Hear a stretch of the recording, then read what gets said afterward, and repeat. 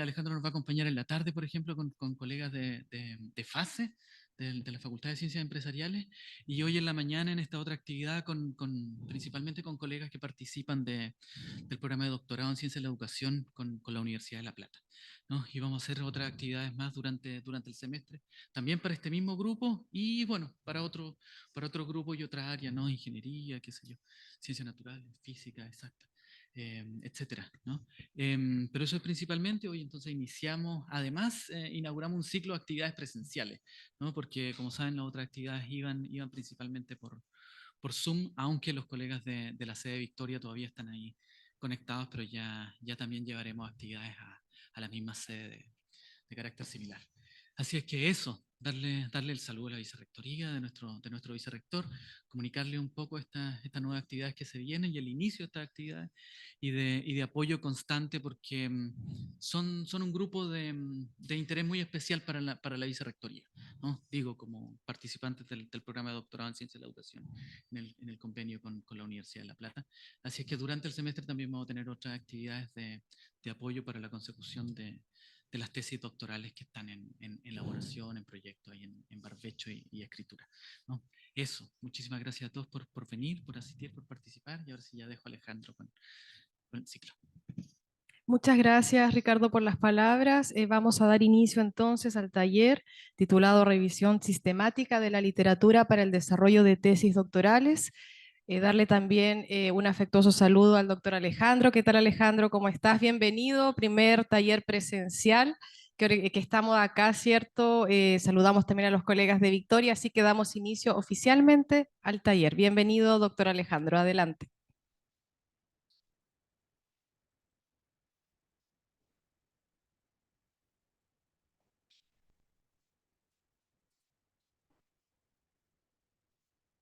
Bueno, agradecer al vicerrector por la invitación, también las palabras del director. Hemos estado trabajando en algunas cosas y yo también colaboré en un taller que se dio en Zoom hace algunos meses atrás, pero en particular estoy desarrollando un proyecto Fondos Irregular que tiene que ver con educación, entonces estaba la sugerencia de ahí conectar esto con la gente que está principalmente en el doctorado de educación, pero también decir que es una idea transversal. Yo escuchaba que algunos que llegaban que venían de otros doctorados, de química, de otras áreas. Eh, y esto también en el marco de que varias de los programas de doctorado hoy día, especialmente afuera y algunos de a poco en Chile, están no solo exigiendo alguna publicación a los estudiantes, sino también virando estos formatos que son básicamente de tesis por publicaciones, o sea, compendio. Si bien la revisión en algunos campos de la literatura no son todavía tan valoradas por la ANIT, eso hay que reconocerlo en Chile, es yo creo básicamente porque el formato no se logra comprender todavía. Esto es una vía alternativa a cuando uno dice estudios, son estudios cuántos, son cuáles, y la verdad es que no son ninguno, es esta parte, está en una lista aparte. Vamos a ver acá que hay una amplia tipos de revisión y efectivamente en algunos de ellos uno podría con mucha firmeza decir que está creando nuevo conocimiento, especialmente en campos donde esos estudios que se realizan por muy leyes universales que nos parezcan, son estudios que están limitados a un contexto geográfico específico. Incluso uno podría pensar hoy día, y es común cuando la gente dice, ¿por qué alguien, no sé, en física tiene 500 autores en un artículo? Y en realidad la práctica es porque el experimento se replicó en 250 latitudes distintas y habían parámetros ambientales distintos, geográficos, y eso lleva a que el experimento se replique en 200 laboratorios. Eh, entonces, claro, cuando está esa figura, uno entiende que solamente el poder de las revisiones, algo nos pasa que se va a negro la pantalla, pero Sí. es la pantalla allá, Es la tuya, es la Alejandro. mía, Tienes que tocar el la he mouse. tocado 2 veces. Bueno, sigo hablando mientras esto reacciona, Ahí está. ahí avanzó incluso. Sí. Ahí está el ejemplo que había tocado 2 veces. Bueno, entonces decía yo que este poder de las revisiones nos lleva a que puedo concentrar bastantes investigaciones previas. También vamos a comentar aquí que hay criterios de eficiencia para acortar la revisión, porque es típico hoy día ver una revisión que levantó 6.000, 5.000 artículos para quedarse con 20. Y eso nos parece hoy día lo normal. Esto ocurre básicamente porque la ineficiencia en la búsqueda de información nos lleva a eso. Nos lleva a 5.000 artículos cuando en realidad podrían haber sido 300. Y esos 300 haber hecho la limpieza. Digo la limpieza, vamos a explicar ahí eso a lo que en general se llama criterios de calidad. También decir, bueno, que igual vengo con el permiso de mi universidad, que es la Universidad Central. Ahí ya estamos recién configurando una vicerrectoría de investigación, innovación y posgrado.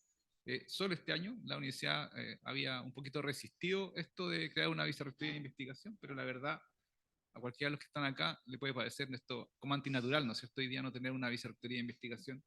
Y ahí también estoy ahora de subdirector de investigación y doctorado, dice el cargo, pero en realidad podría decir que doctorados, porque los que hay y los que estamos creando están bajo esta subdirección. Bueno,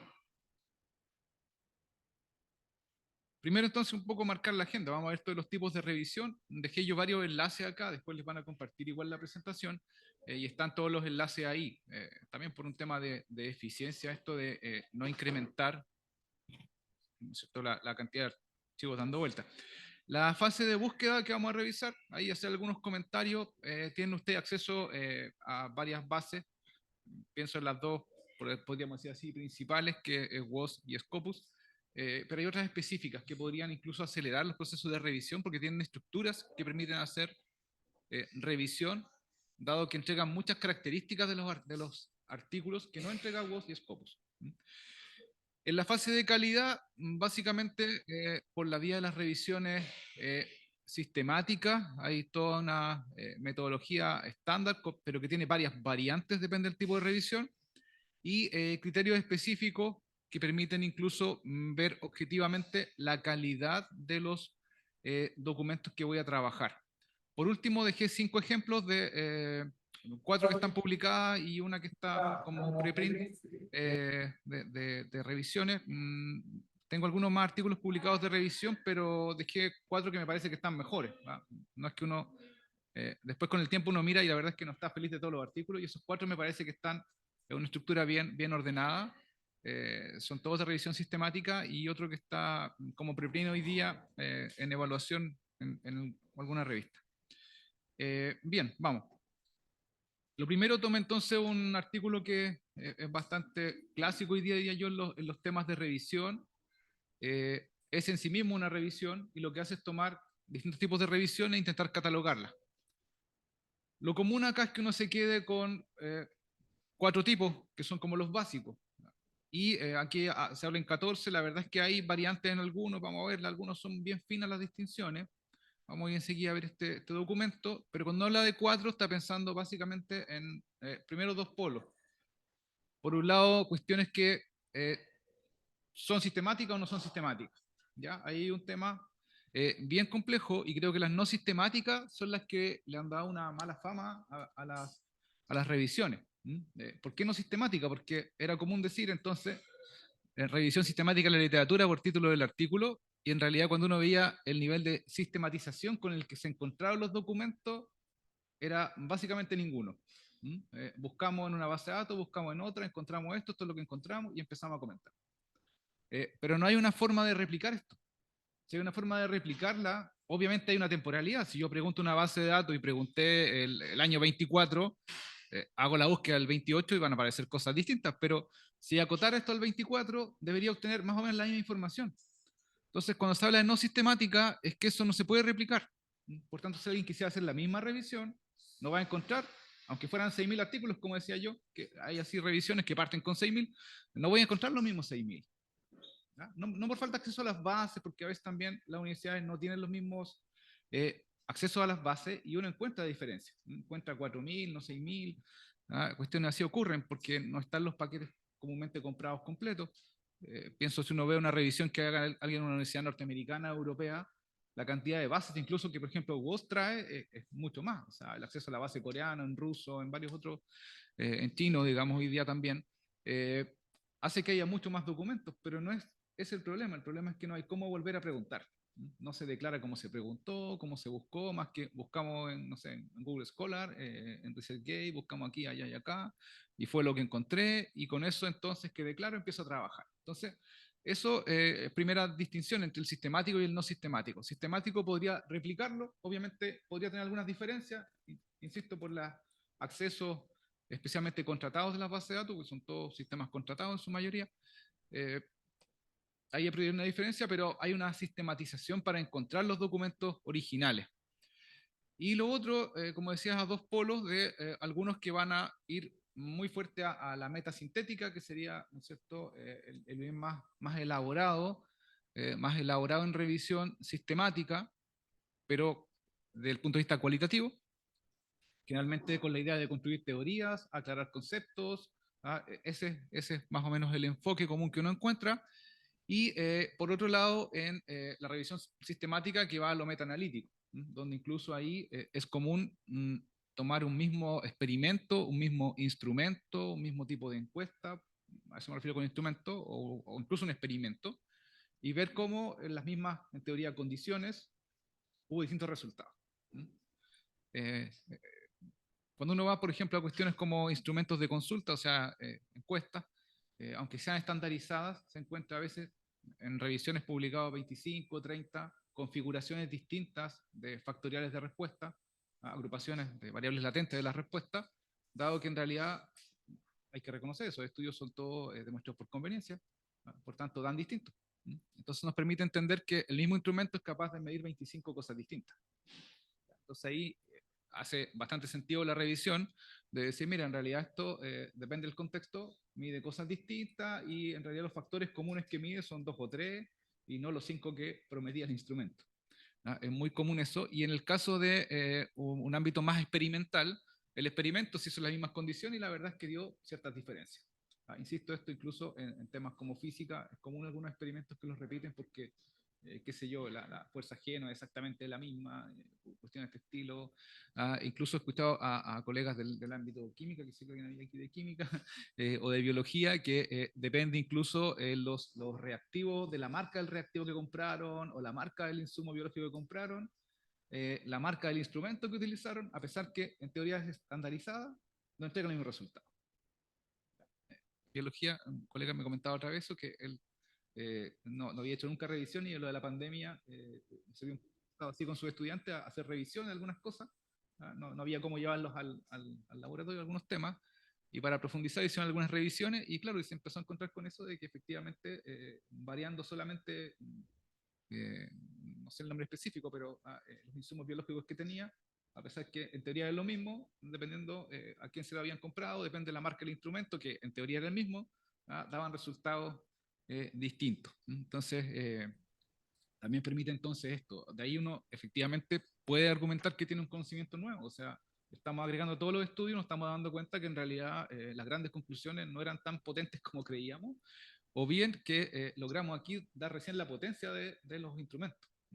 En lo metaanalítico es común ahí tomar algunos parámetros estadísticos de los resultados y contrastarlos. Y decir, en realidad lo que estamos logrando medir, o la conclusión que tenemos es esta, dado que estoy recopilando muestras mucho mayores. Recopilé, que yo, no sé, 100 experimentos distintos, 100 publicaciones distintas, y esa es la conclusión a la que llegamos, que es mucho más potente que solo el de uno. Entonces, decir que por ahí está esto de la... doy toda esta explicación porque en la NIT todavía en algunos grupos sé por ejemplo que en química las revisiones en los proyectos fondos no se las contabilizan, las descuentan. Las descuentan, sí. Entonces hay temas así, pero insisto que tiene que ver por la cantidad de revisión no sistemática que se hace. La gente ve esto y dice, en realidad no le veo una lógica, no le veo cómo repetir esto. Claro, y además si voy de ese lado, desde la revisión no sistemática hacia metasintética, termino básicamente construyendo un marco teórico. Pero no hay como una contraste, no hay una posibilidad de discusión de resultados, que es la riqueza de todo artículo, digamos. Bueno, dejé acá algunas de estas 14 que trae el documento. Si lo pinchan acá es un documento de acceso público voy a hacerle intento acá. Ahí está cargando. Sí, está ahí acceso público el documento que está enlazado. Sí, y está ahí algunas tablas que yo reproduje ya en la presentación. Creo que es la única cosa que hice, reproducción de la información. Bien. Entonces, aquí hay algunas categorías, ellos establecen un método de la revisión que utilizan y hay bastantes acá. Generalmente las que tienden más hacia la no sistematización es la que uno puede observar acá en la, un segundo, como estoy a dos pantallas, en la cuarta columna vamos a encontrar que algunas, por ejemplo, tienen acá un sistema de aseguramiento de calidad. Ahí está el metaanálisis como uno de los extremos, ¿no es cierto? y otras que dicen no, que no hay un aseguramiento de calidad formal, o que puede ser o no puede ser, o que hay pero no formal. Entonces se entiende que hay diferencias acá. Esto vamos a verlo más adelante, los criterios de calidad, pero es básicamente, recogí 6.000 artículos, me quedé con 100, no sé la calidad de sus resultados, pero lo estoy ocupando para concluir. ¿Ya? ¿Ven la diferencia súper fuerte en esto? No podría decir que son buenos artículos, pero igual los ocupé. ¿Mm?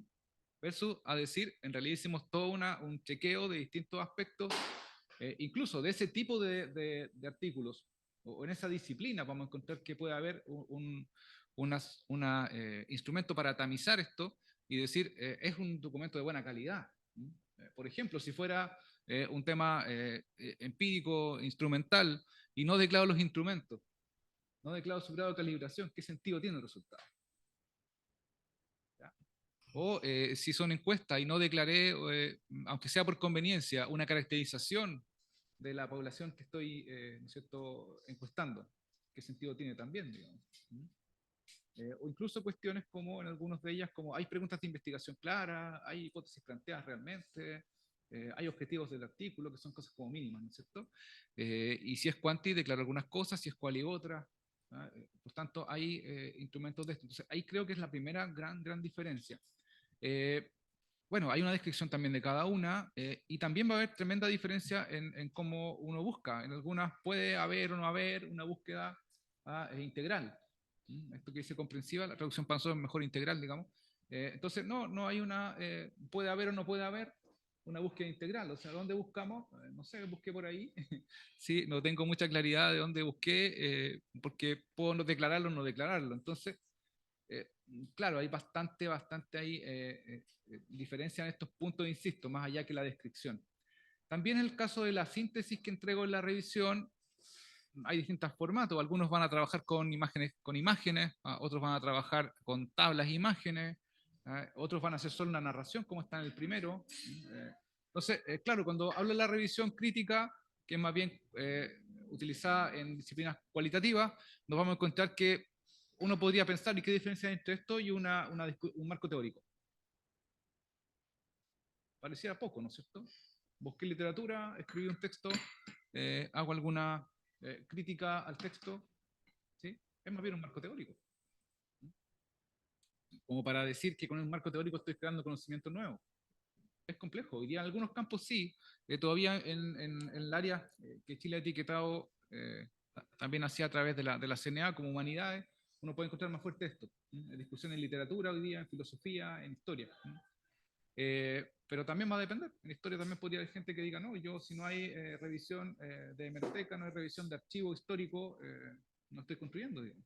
Entonces ahí también insistir que en algunas disciplinas esto se utiliza, pero cuando lo voy a interpretar, por ejemplo, áreas como otras que son más experimentales, dicen, bueno, no le veo valor a esto porque no hay un proceso, ¿no es cierto?, de campo, no hay algo empírico.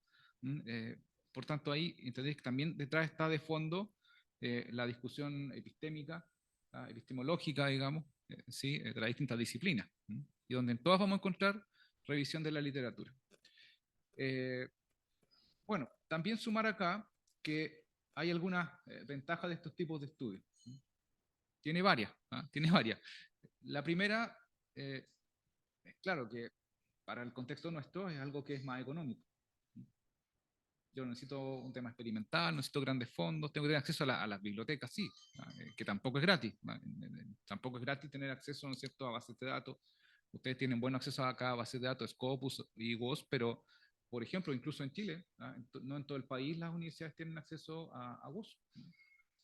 O es un acceso, o si lo tienen incluso restringido, compraron ciertos años para atrás, 10 años, no está todo. Son accesos que no son económicos. Incluso algunas en el país con poco acceso a Scopus, tampoco lo tienen. ¿Ya? Entonces, ni hablar del resto de Sudamérica. Uno pregunta y en muchos países acceso a Scopus no tienen.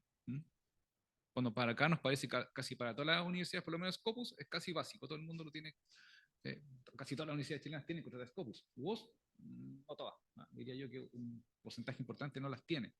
Pero sí están, digamos. Entonces ahí también hay un tema de economía por ese lado.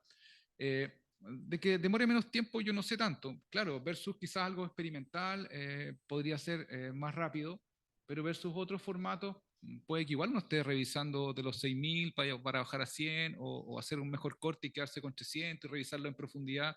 Podría estar igual, depende del tiempo que tenga, un mes, un par de meses revisando para llegar a esto, a una conclusión. O sea, lo comparo esto con alguien que aplique encuestas, a lo mejor va a estar igual 3 meses levantando encuestas, no, no es que por ahí sea mucho más rápido, pero sí es más rápido que un proceso experimental, obviamente. Eh, hay algunas ventajas. La otra es que esto en ninguna revista requiere comités de ética, porque no hay intervención directa, voy a decir así en general, con nada. No, no tengo aquí, ¿no es cierto?, ni temas ni de bioseguridad, ni de bioética, ni de ética científica, porque estoy trabajando siempre con información secundaria y los experimentos ya se hicieron antes. Entonces hay algunas ventajas y quizás la más fuerte esta que decía yo al inicio, o sea, tenemos aquí un agregado de resultados que me permite concluir y que en realidad cada artículo, si tomo 25, 5, 6, lo que sea al final, esos estudios de manera independiente no logran concluir lo que yo, porque no han visto los 6 estudios, trabajan solo sobre uno y defienden uno. Uno está intentando usted acá agregar la información de esos 20 artículos y concluyendo respecto de los 20. ¿Ya? Entonces tiene también una potencia respecto a ese tema.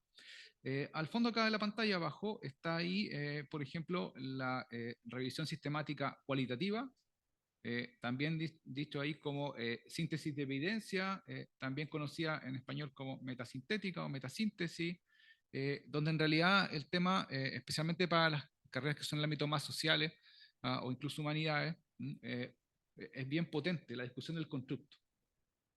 Hay un constructo, por ejemplo, nuevo, no está tan asentado el término, no hay una claridad, no es que tengamos un tesauro donde uno diga, miro el concepto y está súper claro para todo el mundo. Entonces, sí, aquí es interesante poder decir en realidad a qué se refiere la gente cuando usa este concepto. Yo, por ejemplo, en el mismo ámbito de las universidades, lo planteaba el otro día, a ti te hace sentido, yo creo, Ricardo, que esto de la complejidad, ¿no es cierto? Hoy día la universidad se exige la complejidad para acreditar por más años, ¿y qué se está entendiendo por complejidad? Aunque parezca, aquí le parecen más extraños los que trabajen en temas con sistemas, digámoslo así, o ciencia, como diríamos, en estilo un poco más dura, de que esta idea de complejidad parece que es más bien dispersión lo que se mide. O sea, si alguien, por ejemplo, tiene doctorado en ámbitos muy diversos, muy dispersos matemáticamente, parece que se entiende como complejidad. Si le planteamos a alguien esto de matemática, va a decir, pero ¿qué complejidad hay en eso? Digamos? Hay dispersión. ¿Ya? Entonces, por ejemplo, uno podría discutir en Chile qué se entiende por complejidad en la educación superior. Digamos. Hay toda una discusión con esto que no está ni muy planteada. Dicen complejidad en la universidad, bueno, entendemos, la CNA dice algo y ahí ya básicamente hay que cumplir. Hay que cumplir o no cumplir, digamos, no hay más alternativa. No hay una discusión respecto del fondo, digamos. Pero ahí, por ejemplo, hay un tema interesante. Uno diría, ¿qué es complejidad en la educación superior en Chile? No se entiende, diría esto. Hay constructos así, palabras que se están usando. También es interesante mirar qué pasa en el tiempo. El constructo podría significar una cosa y la verdad es que la interpretación después de 10 años o hoy día es súper distinta, tremendamente distinta. Entonces, creo que por ese lado, desde el punto de vista, digo esto también porque alguien a lo mejor dice una revisión sistemática y esto tiene muchas cosas de cualitativo, y yo los ejemplos que voy a dar, algunos tienen de eso. No, podría yo pensar en no entender mucho incluso de temas cuantitativos y entender simplemente que busco esto y estoy buscando se habla aquí del constructo, qué se define por el constructo, o incluso qué autores utilizan para definir el constructo, qué escuelas hay detrás, digamos, de esta discusión. Pienso, por ejemplo, en campos como política, uno podría pensar eso, ¿no es cierto? ¿Qué autores están tomando detrás? O incluso en economía, que son al final decisiones bien políticas las que están de fondo. ¿Qué autores estoy citando para definir este constructo? Y ver realmente si hay configuraciones de escuelas de pensamiento distintas. ¿Ya? Fondo, si hay varios invitados también acá a educación, es básicamente lo mismo. O sea, la discusión sobre educación es una discusión política. Pensemos en la política educativa en Chile. Depende de qué universidades plantearon los insumos para la política pública, para los cursos de acción política me refiero. ¿Sí? Depende entonces de quién los planteó. ¿Qué argumentos hay detrás? Esos argumentos tienen entonces alguna componente que no es la misma en todos los casos. Siguiendo con otros ejemplos ahí, también esto en el área de salud es raro, aparecen artes que se llaman revisión rápida. Revisión rápida, igual verían varias cosas bien, bien completas. ¿Ah? Se le hace el aseguramiento formal de calidad, pero hay como un tiempo específico. ¿Mm? No tomo toda la historia de esto, tomo, por ejemplo, uno podría pensar en contextos como el COVID. ¿Ah? Sé que lo de química que tiene está conectado acá con temas de salud, ¿no es cierto? ¿Ah? Entonces uno podría pensar qué pasa en el contexto del COVID, ¿ah? Ciertas cosas que ocurrieron, entonces se llama rápido más bien por la cobertura temporal que tiene. ¿Ya? Digo esto porque el nombre también no es muy feliz, ¿no es cierto? Uno dice revisión rápida y casi uno podría entender que esto fue una revisión un poco laxa de las cosas porque fue rápido. No, se refiere básicamente el tiempo ahí, ¿ya? Especialmente para tomar últimas tendencias en algunas áreas. En todas se puede aplicar, ¿eh? Pero donde he visto en varias revistas que incluso tienen el formato que lo declaran así, revisión rápida, es esta. El scoping review también es bien popular porque no hace mucha distinción en que si el insumo que está tomando, los artículos que está revisando, son artículos que son cuantitativos o son cualitativos. Yo estoy embarcado en una que tenemos casi terminada, ¿ya? Y claro, lo que hicimos fue tomar documentos incluso que eran completamente, voy a decir así, de una corriente racionalista, vale decir, no había nada empírico adentro. ¿Ah? Había una discusión filosófica respecto a ciertos conceptos y aparecían constructos, voy a decirlo para no decir variables, constructos. ¿Ah? Para el que no sea tan afín con esa idea del constructo, es una variable cualitativa de fondo que se discutía en la teoría filosófica, pero que también teníamos los mismos estudios, por ejemplo, en psicología y en otros campos, donde se discutían los mismos temas. Y solamente para ver qué variables estaban prevaleciendo acá. Se estaban discutiendo las mismas cosas cuando se hablaba de esto en temas filosóficos, se estaban discutiendo y midiendo en este caso las mismas cosas cuando había instrumentos psicométricos. Eh, entonces uno puede tomar acá una visión bastante amplia de algo y decir, mira, en realidad cuando hay una discusión, digamos así, teórica, uno dice, pero se está refiriendo en realidad a una idea racionalista, ¿no es cierto? No empírica.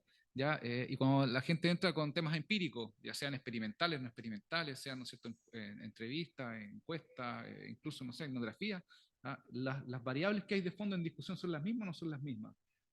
Están llegando a la misma conclusión, por ejemplo, alguien que está discutiendo esto en filosofía que el que está haciendo un tema empírico. Hay campos donde esto ya está cruzado, o sea, uno puede encontrar, no sé, hoy día pienso por colegas que tengo en la otra universidad, ¿no es cierto?, que están discutiendo cuestiones hoy día en astronomía y que hay gente que trabaja solamente desde el punto de vista teórico, otros que trabajan esto con teórico casi voy a decir filosófico, ¿ah? Otros trabajándolo con modelación matemática y otros están haciendo observación astronómica. ¿Llegan a las mismas conclusiones o no llegan a las mismas conclusiones?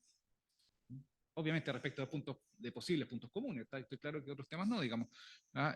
Pero entonces ahí yo creo que es un tema interesante el scoping porque va a tomar un amplio conjunto ¿no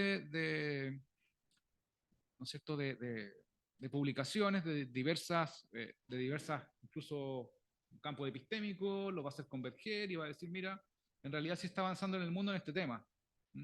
Los de una área opinan esto, los de otra opinan esto, hay convergencia o no. Bueno, aquí también una cosa que ha prestado entre comillas, a veces no tan buen prestigio la revisión, esto de cuando tenemos una revisión estado del arte, ¿ya? Parecía la crítica. Entonces, insisto, en el campo de la revisión crítica o la de estado del arte, cuesta ver la diferencia entre un marco teórico y esto. ¿Ya?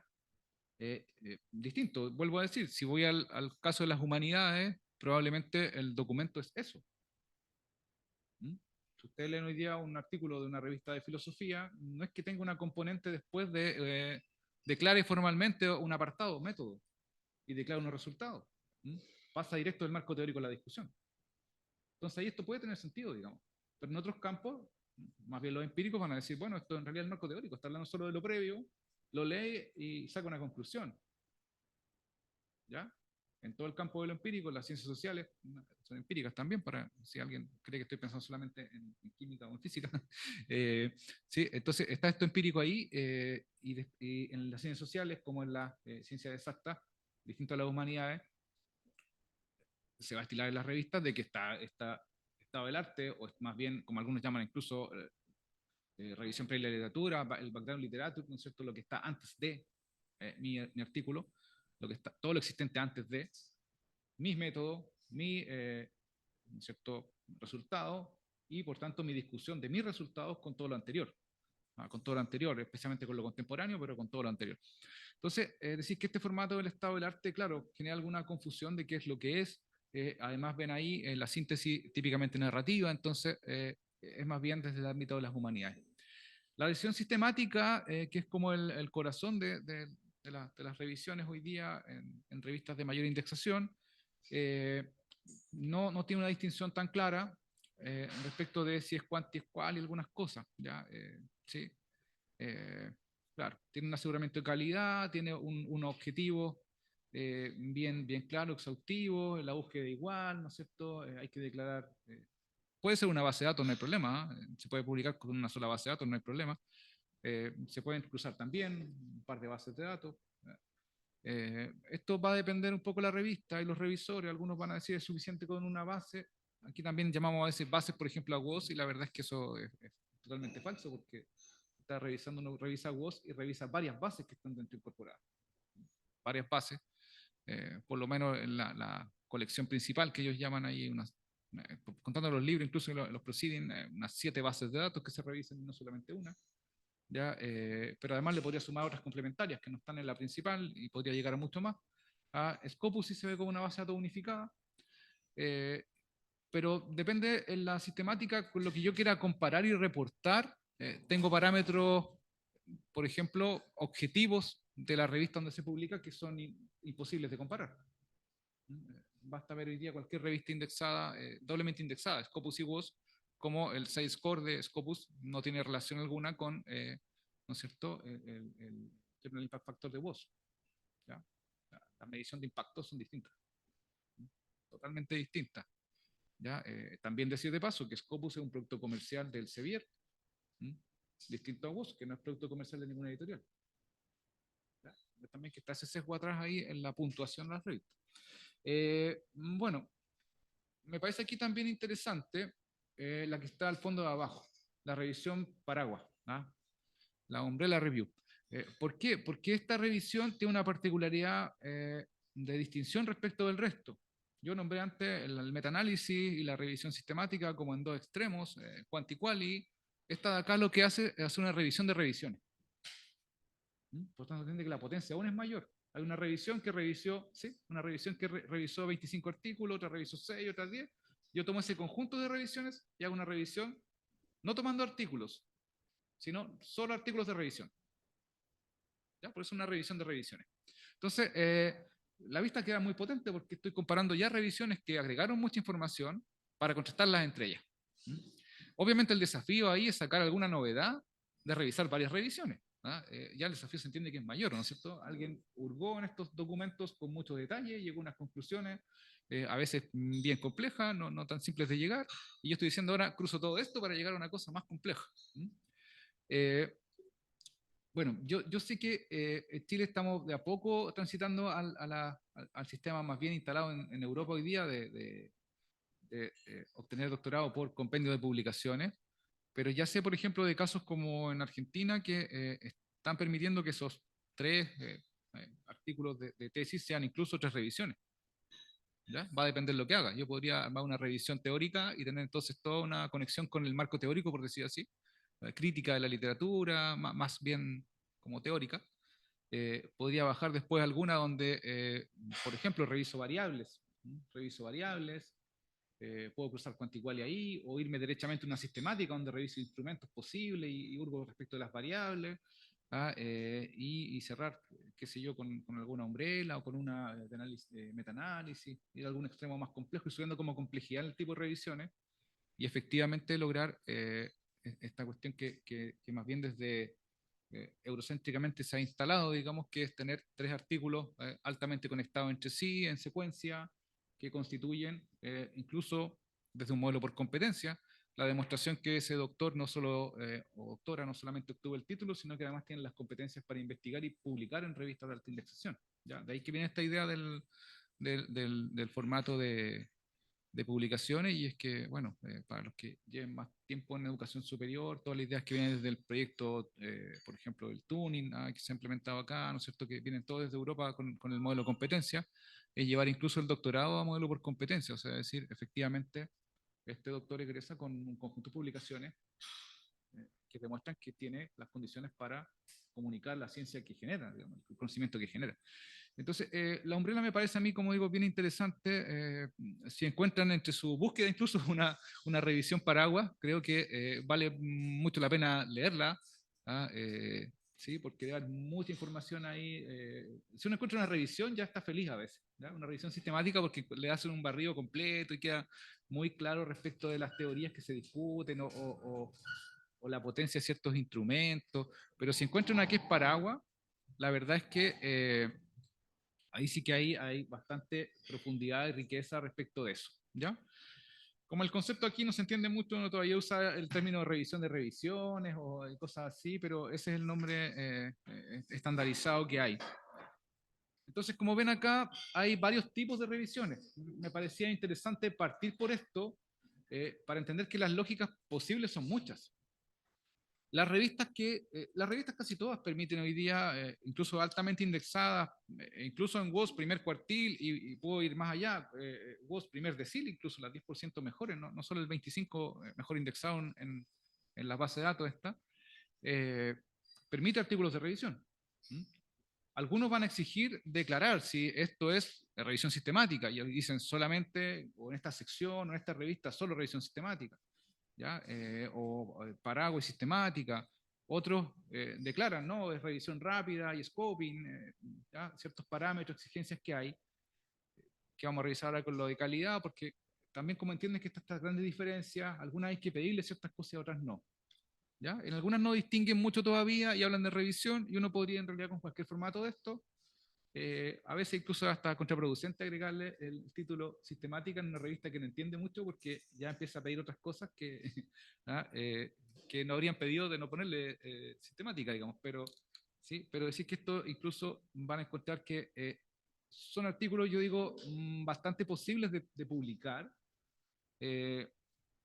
Siempre me gusta a mí decir que esto es como un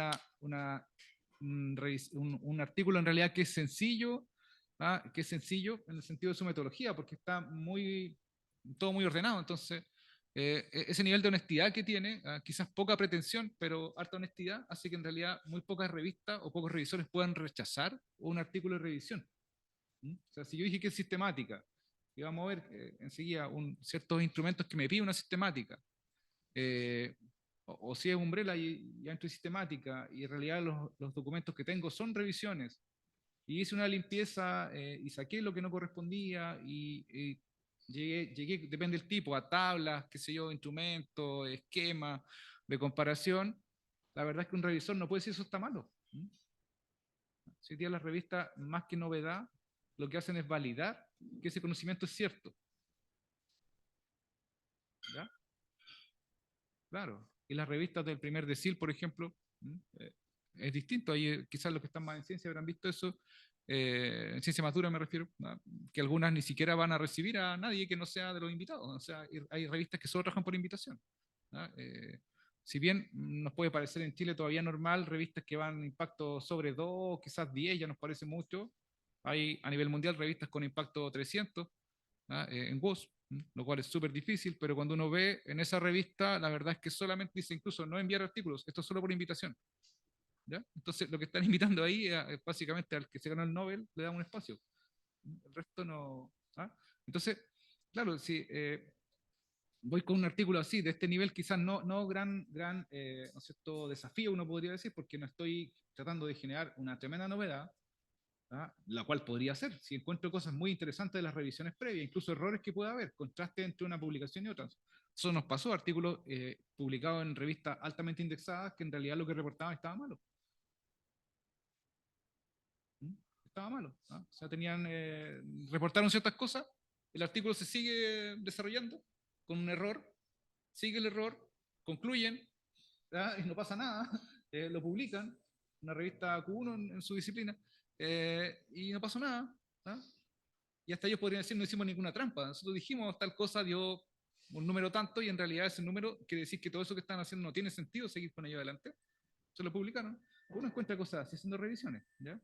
Esto entenderán que a medida que además se incorporen herramientas más sofisticadas, de inteligencia artificial de verdad, pues, no inteligencia artificial, ¿no es cierto?, de que en realidad es un algoritmo cualquiera y pedí un Uber o hice, no sé, compras del supermercado y creo que ya no, una inteligencia que realmente esté desarrollando conocimiento atrás y superándose en cada corrida del algoritmo. Esto va a tener más potencia porque hoy día gran parte de las revistas a las que ustedes someten, toda la primera parte de revisión no la hace un humano. Contrasta el abstract, contrasta los títulos, las referencias que tienen, el factor de impacto, el H-index personal de los autores, y en función de eso dice, no, en realidad esto, y llega un correo casi estándar, automático, semiautomático en una plataforma diciendo esto está fuera del campo, lo que sea, y uno dice, pero ¿cómo? Si estoy escribiendo lo mismo que la revista pide, mi artículo está mejor que tales que están ahí. Bueno, en realidad no, hay un algoritmo atrás haciendo estas revisiones. Entonces me refiero a que la revisión va a ser mucho más exhaustiva de esto. O sea, ya me imagino yo, ¿sí? Máquinas de inteligencia artificial revisando documentos y encontrando errores o contrastes entre una publicación, porque esta dice que esto es algo y otra dice que da otro resultado totalmente distinto. Ese tipo de explicación que hoy día nos permite hacer revisión sistemática, ¿ya? Probablemente más adelante no tenga mucha gracia porque haya un software que haga eso en segundos, ¿ya? Y haga el trabajo que podríamos estar haciendo 2 meses en una revisión, con apretar un par de botones y cargar unos DOI adentro de los documentos, digamos. Además que casi todas las revistas tienen esto no solo en el PDF, está HTML, o sea, puede hacer una lectura adentro una inteligencia artificial, digamos. Las tablas y todo están ahí disponibles. Bueno, entonces, insisto, está aquí la panorámica de revisiones. La mayoría de los mecanismos, como el que vamos a ver ahora, de Prisma, por ejemplo, sugieren que en el título además diga esto. Es revisión sistemática y coloco mi título y le pongo ahí revisión sistemática en el título. Es una puntuación para decir que estoy cumpliendo los estándares. O es revisión rápida, o es scoping, umbrella, que son los metaanálisis, que no, por ahí estaba, ¿sí? Metaanálisis, que este llega incluso a calcular y tabular resultados. Ahí está, la metaanalítica, ¿sí? Claro, que es el extremo en quanti, el metaanálisis, ahí está, el cuarta que está en la lista, y el que está abajo, el que podríamos llamar metasintética, que está abajo. ¿Ya? Que está abajo. Entonces hay varias variantes ahí. No es que todavía sean exhaustivas, podría haber otras categorías, pero creo que está casi todo acá. Y es más detalle que hablar de 2 o 3, 4 categorías. Bueno, la base de datos ustedes tienen acceso a estas acá. Sí, no sé si vale mucho la pena pensarla, incluso está con el acceso a ustedes, hay una app que está abajo de Scopus. Aquí sí decir que es conveniente afinar el parámetro de búsqueda por un tema de eficiencia en las revisiones. Yo estoy un poquito empeñado en eso, no sé si nos va a dar el tiempo este año, pero estábamos con la idea con unos colegas de haber revisado el nivel de eficiencia de estas publicaciones. O sea, ¿por qué aparezco declarando 6.000 si me quedo con 20 o con 5? No se da solamente que la forma en que buscaron no es poco eficiente. A esos 5 puedo llegar haciendo una búsqueda más estricta. De ahí voy a ver si me conecta aquí WOS o Scopus. Tengo abierto una cuenta aquí, una, así que me debería cargar, digamos, solamente para ver que en las búsquedas avanzadas yo puedo afinar parámetros. Ahí está, cargó. Ya, voy a mirar acá porque... Entonces, claro, cuando uno hace búsquedas, por ejemplo, como las de tópicos, que es el nombre antiguo, la búsqueda de campos múltiples de WOS, y uso el TS, este es bien potente para buscar, este que está ahí, TS, porque está buscando simultáneamente en los títulos, en los resúmenes, en las palabras clave que los autores pusieron al documento y en las palabras clave de clasificación que agregó la base de datos de WOS. Una suerte de curación que hacen respecto de las palabras clave de los autores que a veces no son muy adecuadas. Pero al hacer esa búsqueda, por ejemplo, hay tremenda diferencia entre colocar las comillitas que la gente usa, pensando que se pega la palabra. No todas las bases de datos leen eso como un i. También hay un problema si yo pongo el i. Porque, por ejemplo, un vector de búsqueda construido con un topic de WOS lo que está haciendo es buscar esas dos palabritas en 4 campos distintos. Podría estar entonces una en el abstract, suelta, no conectada con la otra, y otra en el título. O podría ser una palabra clave que asoció incluso a la base de datos, ni siquiera a los autores, y otra está en el título. Entonces no necesariamente genera un constructo. ¿Ya? No necesariamente genera un constructo. ¿Sí? Es como que el nombre de la universidad buscara, ¿no es cierto? Distinto de decir Arturo y Prat, que esté Arturo y Prat juntos. No es la misma connotación. ¿Ya? Entonces, ahí, por ejemplo, uno puede ir al campo NIR. ¿Sí? Voy a hacer aquí mejor un breve ejemplo para que, vamos a ver lo mismo con Scopus, que Scopus no tenía esto, pero lo agregó también. Ya, no sé, 2 palabras fáciles que pueden escribir, algún constructo que piense que tenga 2 palabras, alguien que quiera decir un constructo con 2 palabras. ¿Cómo? Y lo ponemos como mobility nomás en inglés. Ah, con la B larga. No. Ya, y lo vamos a poner con, entonces vamos a buscar primero el AND, que es como lo estándar, ¿no es cierto? Y academic simplemente. Lo tengo ahí. Me va a levantar esto. Me encontró 7000 documentos con movilidad académica. ¿Ya? 7000. No filtré ninguna base, están todas las bases posibles de WOS acá. ¿Ya? Pero eso es distinto. Voy a irme al peor caso. ¿No? La gente va y le pone OR, además. O sea, está buscando una o la otra, ni siquiera las dos. Esto no debería aumentar. Ahora son 1.000.000. ¿Ah? Sí, le pusimos el I entonces, solo para ver el ejercicio completo de las cosas que uno encuentra cuando mira especialmente Umbrella y viene a varias revisiones hechas. Y se encuentra que preguntaban así, de el 1.000.000 y tanto bajamos a 7.000, pero en realidad tú no buscabas movilidad y académica, menos en 4 campos por separado, sino que estabas buscando movilidad académica. ¿No? Incluso aquí podríamos ver, tenemos la suerte acá que esto no sabe del orden. ¿Ah? También podría ser que las palabras tienen que ir en otro orden. Como acá podría ser, ¿no es cierto? Que poner el adjetivo adelante. Y esto, de las 7.000 que habían con el I, en realidad esto dice que tengan estrictamente las 2 palabras juntas, pues decía que están al revés. Aquí tomó Academic Mobility, ¿no es cierto? Que debería ser bien ordenado en inglés. ¿Ah? Pero tomó las 2 palabras juntas con una distancia a 0 entre sí. Por eso el 0. ¿Ya? Entonces tomó 2 palabras juntas y de 7.000 bajamos a 709. Entonces imagínate hacer una revisión sistemática donde bajas 7.000, un Excel, en realidad varios Excel, el Word corta en 1.000. 7 archivos de Excel revisando ahí, revisándose los resúmenes, meses leyendo, y en realidad si hubieras puesto el NIR, te bajan 709. No digo que 709 resúmenes me los lea muy rápido, ¿ya? Pero es bastante más rápido que 7.000, claramente. Entonces, cuestiones como esa, claro que son parte de la ineficiencia en la búsqueda, por no manejar las herramientas que tienen las bases de datos. Pasa lo mismo, exactamente lo mismo en Scopus, donde acá esto no existía en Scopus. Se lo copiaron a Woz hace poco. Voy a esperarme. Wow, un problemita aquí. Creo que si le quito lo anterior, capaz que cargo, ¿no?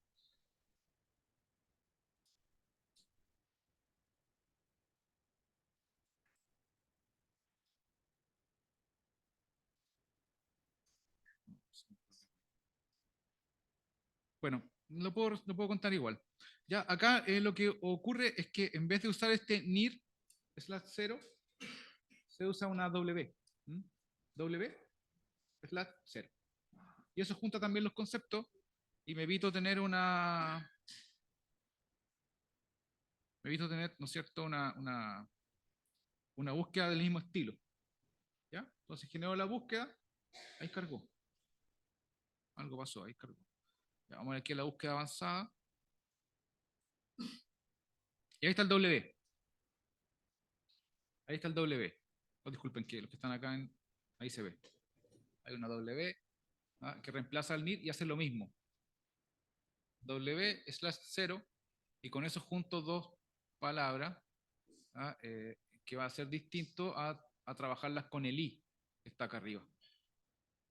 ¿Se entiende? Entonces esto nos ayuda bastante a buscar un concepto. Generalmente los conceptos hoy día son más de una palabra. ¿No? Son más de una palabra. Claro, claro, por la especificidad en todos los campos científicos tenemos incluso 3 palabras, las puedo conectar. Entonces en vez de 2i pongo 2nir o 2w, que fueran 3 palabras. ¿No? Acá, ¿se entiende el ejemplo? Entonces si fuera, en vez de, pudiéramos movilidad académica y pusiéramos otro calificativo más, y fueran 3, coloco 2nir, 2w, eso acota tremendamente las búsquedas y, insisto, revisar, en este caso, no quiere decir que es la regla, pero 10% de las publicaciones que había que revisar, creo que es tremendamente más eficiente. También decir de inmediato que la revisión, especialmente las revistas más especializadas en revisiones sistemáticas, van a exigir que la revisión la haga más de una persona. Entonces, cuando yo reviso, por ejemplo, los 709, la idea es que hubo 3 personas revisando los 709. ¿Por qué 3? Lo típico, el desempate. Quizás el tercero podría actuar solo en los empates. Revisar 2, por ejemplo, 2 personas, y cuando hay un desencuentro, me refiero a los criterios de calidad, uno dice, este artículo es un buen artículo, cumple con ciertos estándares, siempre va a haber una suerte de subjetividad en esto. ¿Está realmente la pregunta de investigación o hay que como interpretar de ahí o no, por ejemplo? ¿Ya? Uno dice que no, otro dice que sí, bueno, ponemos un tercero en desempate. Entonces, varias exigen esto, ¿ah? Las que son incluso en revisión completamente abierta, vale decir, no hay ciegos por ningún lado, ni autor ni revisor, o sea, ni revisor, disculpen, ni autores. Hay hasta que poner ahí, incluso o en la versión final, poner las iniciales de quién fue el que ocupó un rol u otro. Por un tema de que no fue una sola persona la que revisó los 709 y discriminó, ¿no es cierto?, que bien o no. Se entiende que mientras más detalle hay y transparencia en lo que se hizo, en todas las revistas, esto es mucho mejor visto, digamos. Entonces la búsqueda más bien eso. Anoté 2 aquí que son bien particulares. El APA Science Info, para los que están en psicología, es súper útil porque está prácticamente diseñado para hacer revisiones sistemáticas. Trae muchas características más. No tengo yo acceso a ese, voy a mostrar PubMed y van a ver que ahí eso sí que es tremendamente potente. PubMed no es que todas las revistas sean estrictamente de medicina, como se entendería esto. Hay muchas revistas que están indexadas en PubMed. Entonces, lo que tiene esto potente es que uno puede cargar los filtros adicionales y, por ejemplo, decirme el tipo de documento que es, el tipo de experimento que tiene. Si incluye, no voy a decir estrictamente género, porque más bien sexo es lo que declara, pero si hay variables adentro que puedan discriminar, ¿no? Por ejemplo, hay muestras hombres y mujeres, o no en la muestra, cuestiones así. Grupos etarios, entonces tiene bastantes etiquetas adicionales que permite afinar muchísimo los documentos de manera muy rápida. Incluso como están conectadas las bases, yo podría vaciar los códigos PubMed desde Scopus a PubMed y recalificar los artículos. Podría ser también de WOS, que trae una columna cuando uno descarga el Excel con PubMed, con los códigos, y enviarlo a PubMed. Y nuevamente podría recalificar, o al revés, tomar los códigos PubMed y hacer la consulta en WOS, en Scopus, entonces obtener mucha información genérica quizás todavía del documento, pero que me permite filtrar bastante. O sea, si, por ejemplo, yo quiero hacer esto con niños o con adultos mayores, o con cierto tramo de edad que están definidos ahí, voy a mostrar enseguida. Ya, es bastante más fino eso, a yo revisar los 700 que nos dieron y ver realmente si, por ejemplo, en el tema que nos acaban de plantear acá, movilidad académica, ¿es escolar o es educación superior? Incluso está la distancia que la misma ANIT nuestra separa estos 2 grupos, inicial escolar o superior. ¿Ya? Entonces, bueno, no, si estos tramos de edad me da la idea que es superior. ¿Sí? O hay temas de, por lo menos, declaración de hombre-mujer dentro. Me lo marca también. Para los que están en temas experimentales, ¿es un estudio clínico o no es clínico? Es clínico aleatorio. Si a usted le hace eso, que es tremenda diferencia, ¿no? En el campo de ustedes, si es un estudio clínico randomizado, aleatorio, es tremendamente distinto a decir que fue un estudio simple, o que no hubo ensayos clínicos, que fue química computacional. ¿Ya? Ellos me entienden lo que estoy diciendo ahí, si el resto no, que están simulando en un computador, por ejemplo, compuestos químicos, que hubo un ensayo con pacientes y que además hubo con grupo de control incluso, y que además esos pacientes fueron escogidos de manera aleatoria. O sea, se entiende que ese ensayo clínico aleatorio sería como el extremo de la verdad en temas empíricos científicos, digamos, de ciencias duras, versus que uno que no diga nada de esto. Entonces, digo también, ahí tenemos en revisión ahora un documento que hicimos así, está en una base de datos que no deja preprint, sino también lo mostraría, pero hicimos eso, tomar solamente ensayos clínicos aleatorios, por tanto no exigía que son los poquitos de verdad, muy poquitos. Vamos a ver enseguida aquí. Voy a apretar ese botón por último de curiosidad para algunos y van a ver que el filtraje que hace es tremendo. Bueno, vamos. Aquí sí la búsqueda no tiene muy esto del NIR ni nada. Sí. Entonces vamos a usar lo mismo, academic. Si nos aparece algo probablemente igual. Mira. No, mobility no nos aparece, pero voy a tomar cualquiera. Discúlpame que tome cualquiera de acá. Como desempeño académico que está ahí, mira. ¿Ya? Aquí no hace el juego, pero si tiene una base de datos, un tesauro que uno puede preguntar por palabras que están muy asentadas. Encontré un poquito de esto, 57. Obviamente, si voy a otro tema más específico, aquí yo tengo varias cosas cargadas ya. Disculpen, está 57 por eso. Yo tengo aquí los filtros puestos para otras cosas. Además, tengo acortado. Déjenme dejar todo para atrás y esto va a dar mucho más. Ahí estamos tomando todos los años. Esto y además le voy a quitar todos estos filtros, me va a demorar un poco porque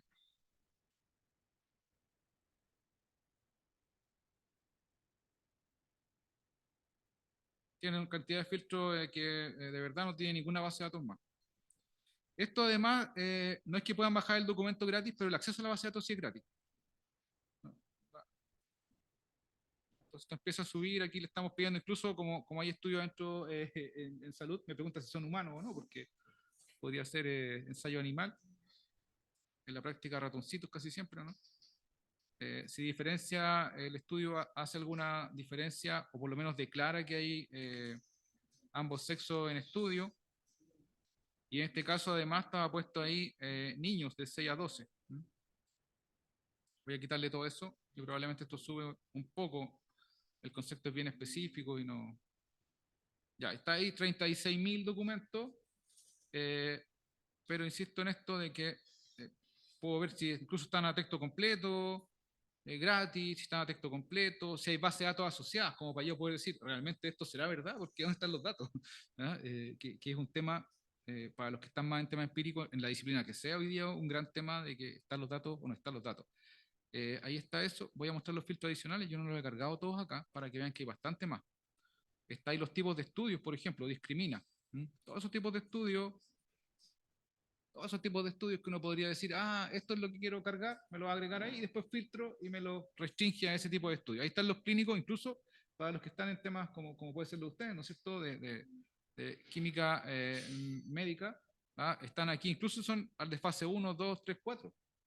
Vale decir si esto pasó por la FDA en distintos controles de exigencia. Bueno, también nota si son bases de datos, dataset que también se publican hoy día, ya, distintas cosas. Las especies claramente humano o otra, ¿no? El idioma, también podría filtrar por un sinfín de idiomas que hay. El tema no tiene género, pero sí sexo. Cuando marca el ticket 1 es que va a cargar eso como filtro al otro lado, ¿ya? Nada más. Los rangos de edad, que también están bien claros ahí, más o menos estandarizados. Infante, adulto de tal tramo de edad, ¿sí? Como ustedes ven, bastante fino ahí. Cualquier aquello cosa que anote acá, por ejemplo me lo va a cargar al otro lado como un filtro. Si lo marco yo aquí, cuando coloque mostrar, va a estar como filtro al otro lado. Y no me acuerdo que hay en otros. Bueno, esto un poquito, si quiero sacar los preprint, los que están sometidos como borradores. Ahí entonces ya ven que cargó inmediatamente acá personas de 80 más años, como filtro. Yo podría decir entonces aquí ahora quiero filtrar por personas de 80 más años y ya bajó de, no me acuerdo, 30 y tantos mil que habían a 1200. ¿Ya? No significa que esté todo parece un rango de edad. Lo que está diciendo, hay adentro algo que diga, hubo una parte de la muestra a lo menos que podría ser todo de esta edad, digamos. Pero a lo menos hay parte de la muestra que me hable de esto. ¿Ya? Entonces ahí bajó bastante. Insisto, si me voy a esto del que estaba comentando aquí y pienso en hay metaanálisis, por ejemplo, la revisión sistemática. Si quiero hacer una umbrella, por ejemplo, aprieto aquí y ya sé que hay 17 revisiones sistemáticas que hablan de personas de 80 o más años en desempeño académico. ¿Mm? Para los de educación igual puede ser interesante, ¿no? ¿Sí?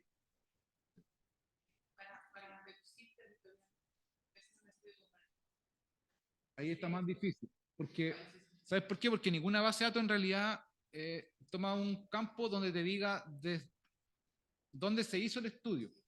Porque comúnmente lo que vas a encontrar, incluso en WOS, al filtrar, es la afiliación de los autores, que es distinta a donde se hizo el estudio. Entonces acá lo más conveniente que puede haber es que en la misma consulta empiece a preguntar, especialmente por ejemplo en WOS con un TS, ¿ya? O en la búsqueda completa de Scopus, que se pueden sumar varios campos. Scopus es fácil porque uno va tocando cositas aquí, te las va sumando en la construcción de la búsqueda, uno va tomando cositas acá. Por ejemplo, este que es el contenido textual que se llama, y te suma varias cosas y va a estar apretando más para que se agreguen. Esta es la más compleja, que equivale como al TS del otro, el título del documento, el resumen y las palabras clave. No, podría ser ese porque tienen los autores, disculpa, está ahí. También tiene dos conjuntos de palabras clave. Aprieto ese y yo pondría dentro de esto, no creo que el NIR porque va a ser muy estricto, pero un I, por ejemplo, que esté sumando país tanto, país esto, como está revisando los resúmenes, es muy probable que el resumen diga, esto fue, qué sé yo, en tal país. ¿Ya? Entonces, creo que es una herramienta ahí a jugar, pero que la base de datos no las trae como una columna. Ni Scopus, ni WOS, ni PubMed, ni nada. Pero uno podría pensar una revisión, por ejemplo, sistemática de lo que ocurre. ¿Cuál es el tema? El mismo que... Bueno, sí. Claro, uno podría tomar movilidad académica entonces y esa movilidad académica acotarla a estos países. O ir sacando por último de a uno. Uno que dedica a Chile y otro. Pero acá. Ya es la pregunta. No, pero es que esto es más rápido, porque si tú le preguntas a la base de datos que incorpore, por ejemplo, el resumen, la palabra Chile, va a traer algo que trae Chile adentro. Si le preguntas a la base de datos en ese paréntesis, un OR, Chile, o, no sé, me dijiste Perú, Argentina, Bolivia, o Bolivia, ¿sí? Tiene, claro, porque va a tomar Chile, o Argentina, o. Entonces hace toda la búsqueda una vez. Entonces, insisto, que si esta búsqueda es eficiente, es más rápido. Claro, es que incluso después es raro justificar el por qué encontré 6.000 artículos y me quedé con 5. Y en realidad, eso como vieron delante, por ejemplo, 7.000. ¿Por qué de 7.000 nos quedamos con 5? Versus que uno dice, de 700 me quedé con 5.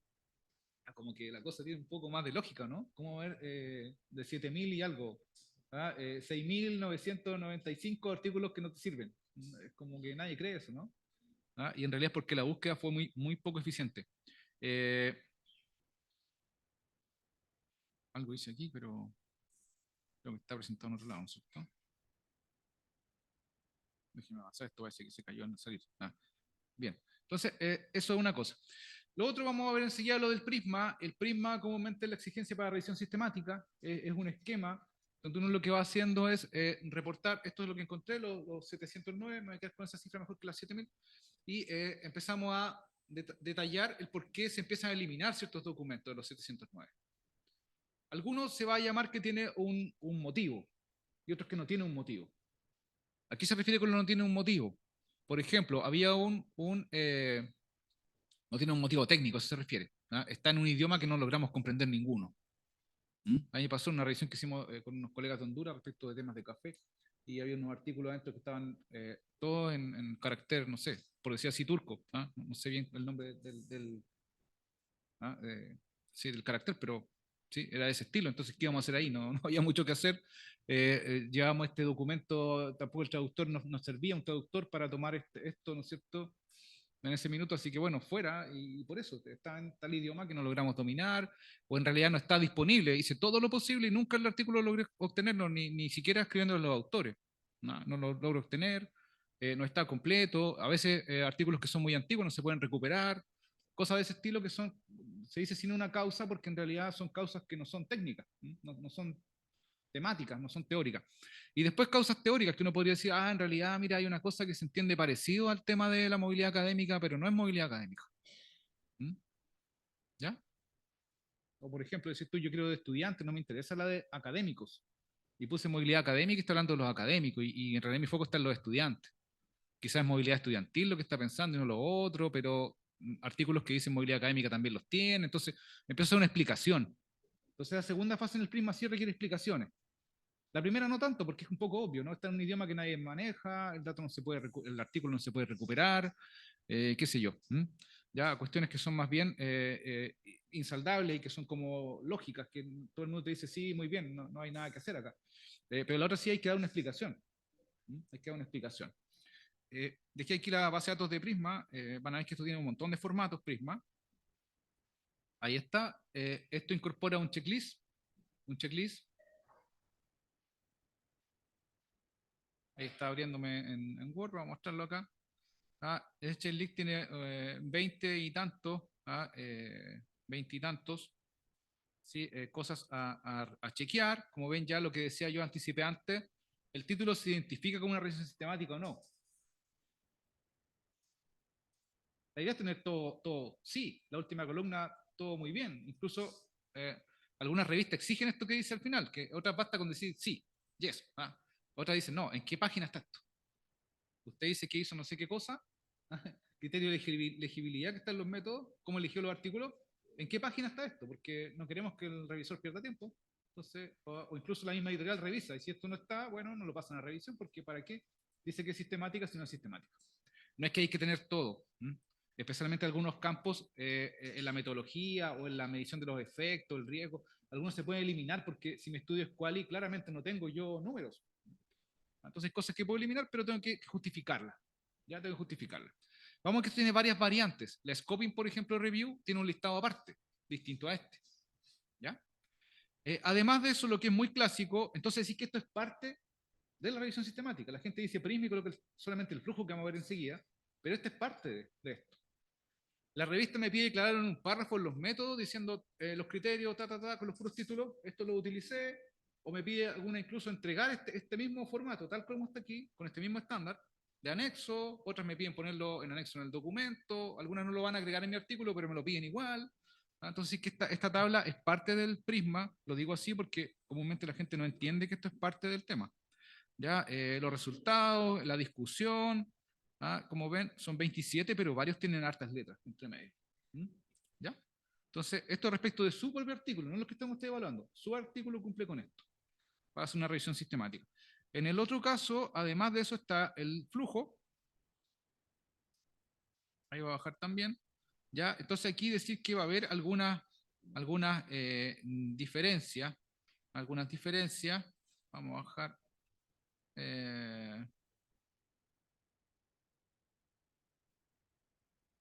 Ahí está, ese es como el esquema típico.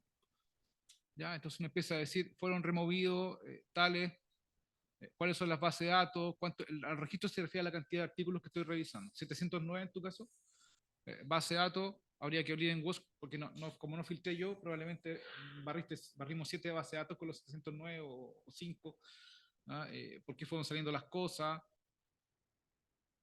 Esto se conecta con los criterios de exclusión.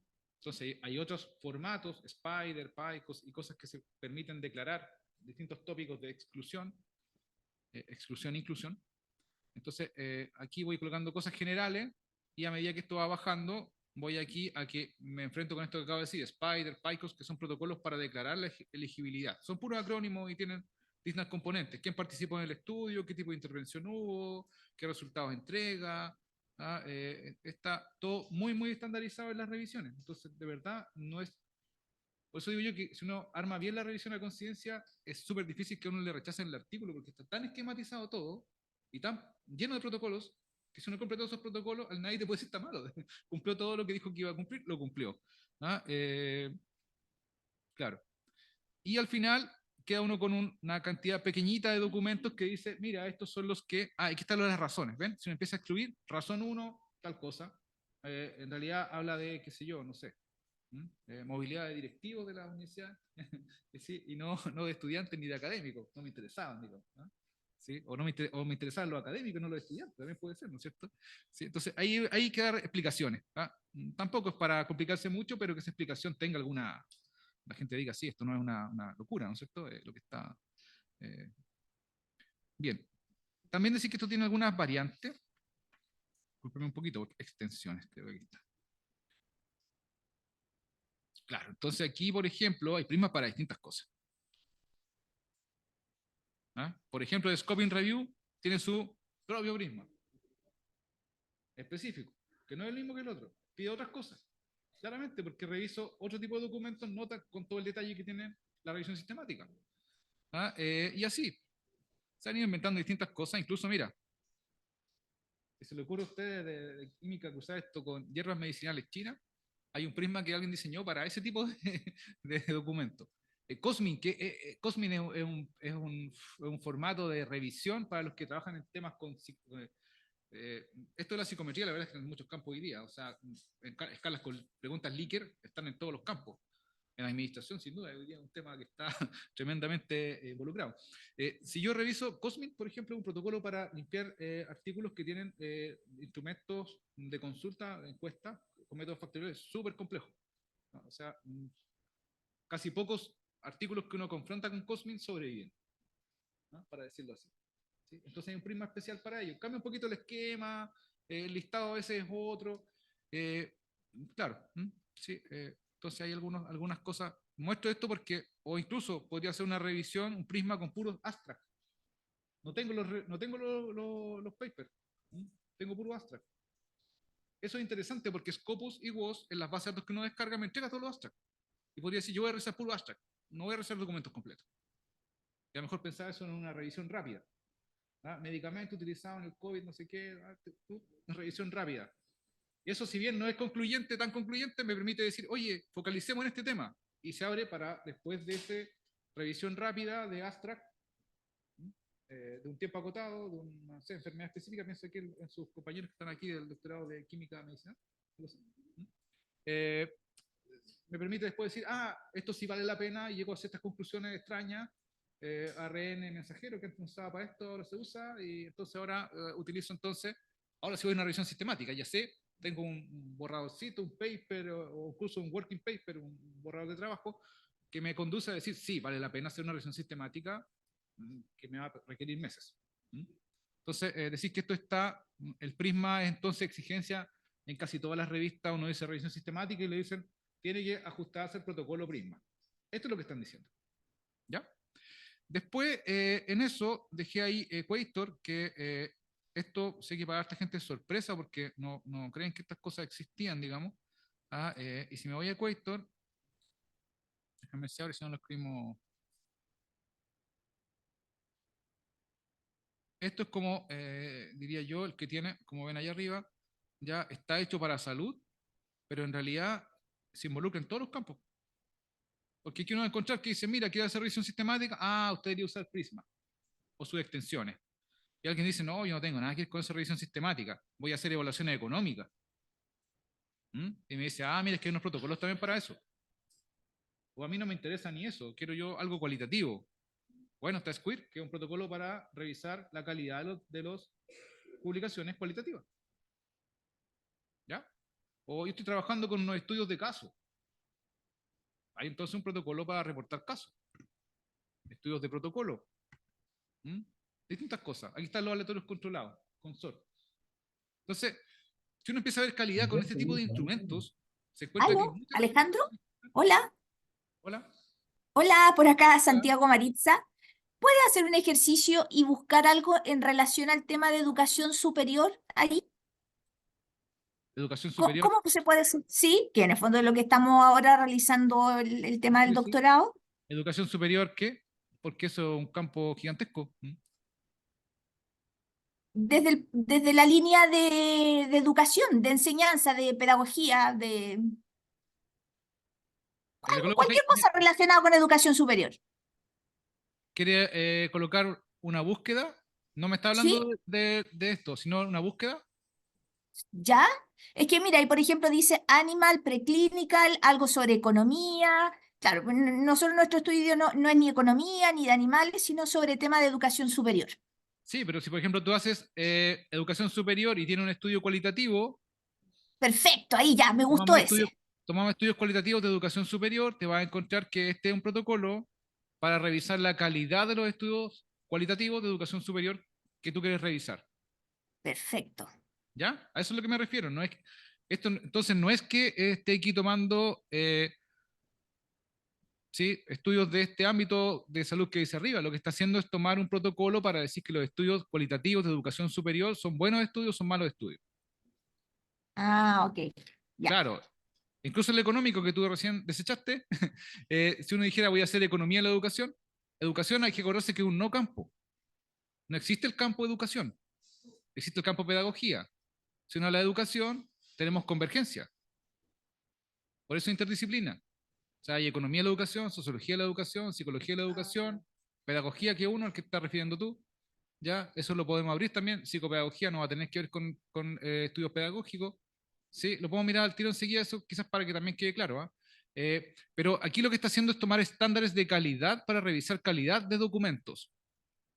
Nada más. Si tomo un COSMIC como el que tomé antes, perfectamente cualquier estudio factorial vale decir que tiene preguntas tipo Likert, que por sí sola no se puede interpretar una a una las preguntas, sino las variables latentes de conjuntos de preguntas que se factorizan. El COSMIC permite limpiar que cualquier estudio, por ejemplo, en educación, que tiene un estudio factorial dentro, o incluso más allá de eso, una ecuación estructural, es un buen estudio o un mal estudio. Eso es lo que estamos pensando con el tema de calidad en la revisión. ¿Se entiende? Sí, perfecto. Ok. Gracias. Mira, quizás deja solo de paso, dado tu pregunta, y deja ver si es cosa más fácil acá. Estoy buscando una parte donde sea más fácil poder encontrar esto que te acabo de decir de que del campo y no campo. No es que sea la fuente original esta, porque son unos artículos bien antiguos de UNESCO donde está esto y que no tenía mucha modificación. Vamos a ir acá a la estructura troncal, si me aguanta esto un poquito. Déjame cortar acá. Ya. No sé si logras ver ahí. Cuando uno dice un campo de la ciencia, eso no es lo que, no es que se nos ocurrió llamarle campo de la ciencia. Esto está de los 70, acordado por la UNESCO, y un campo es lo que está ahí. Hay unos apartados bien generales. Entonces, cuando uno habla de campo, disciplina y subdisciplina, no son unos constructos muy maleables. ¿Ah? No los puedo yo modificar mucho. Eso está estrictamente declarado qué es lo que es. Entonces, que es distinto a la clasificación CINE para los que vengan de educación. Si tengo la declaración CINE, que lo que ves son en qué otorgo títulos universitarios, podrían ser profesionales o no, ahí podemos entrar en una discusión, porque fue a tal punto en Europa que ya no existe título si no se entregan grados. Nadie tiene un título de algo, no hay títulos ni hay licenciaturas. Para homologar todo se llama grado, la gente le recibe un grado. ¿Ah? Un grado de abogado, un grado de economista, un grado de profesorado, no hay títulos, para evitar este problema que tenemos acá nosotros. Pero si me voy esto acá, y me voy a la presentación, creo que jerárquica andaría un poco mejor. Aquí está, y como tú puedes ver, no existe, voy a hacer un zoom para que sí puedas ver, no existe una clasificación que se llama educación. Sí existe el campo 58, que es pedagogía, y que pedagogía cubre solo estas cosas que están acá. Esas son sus disciplinas. Y algunas de estas son sus subdisciplinas. ¿Ya?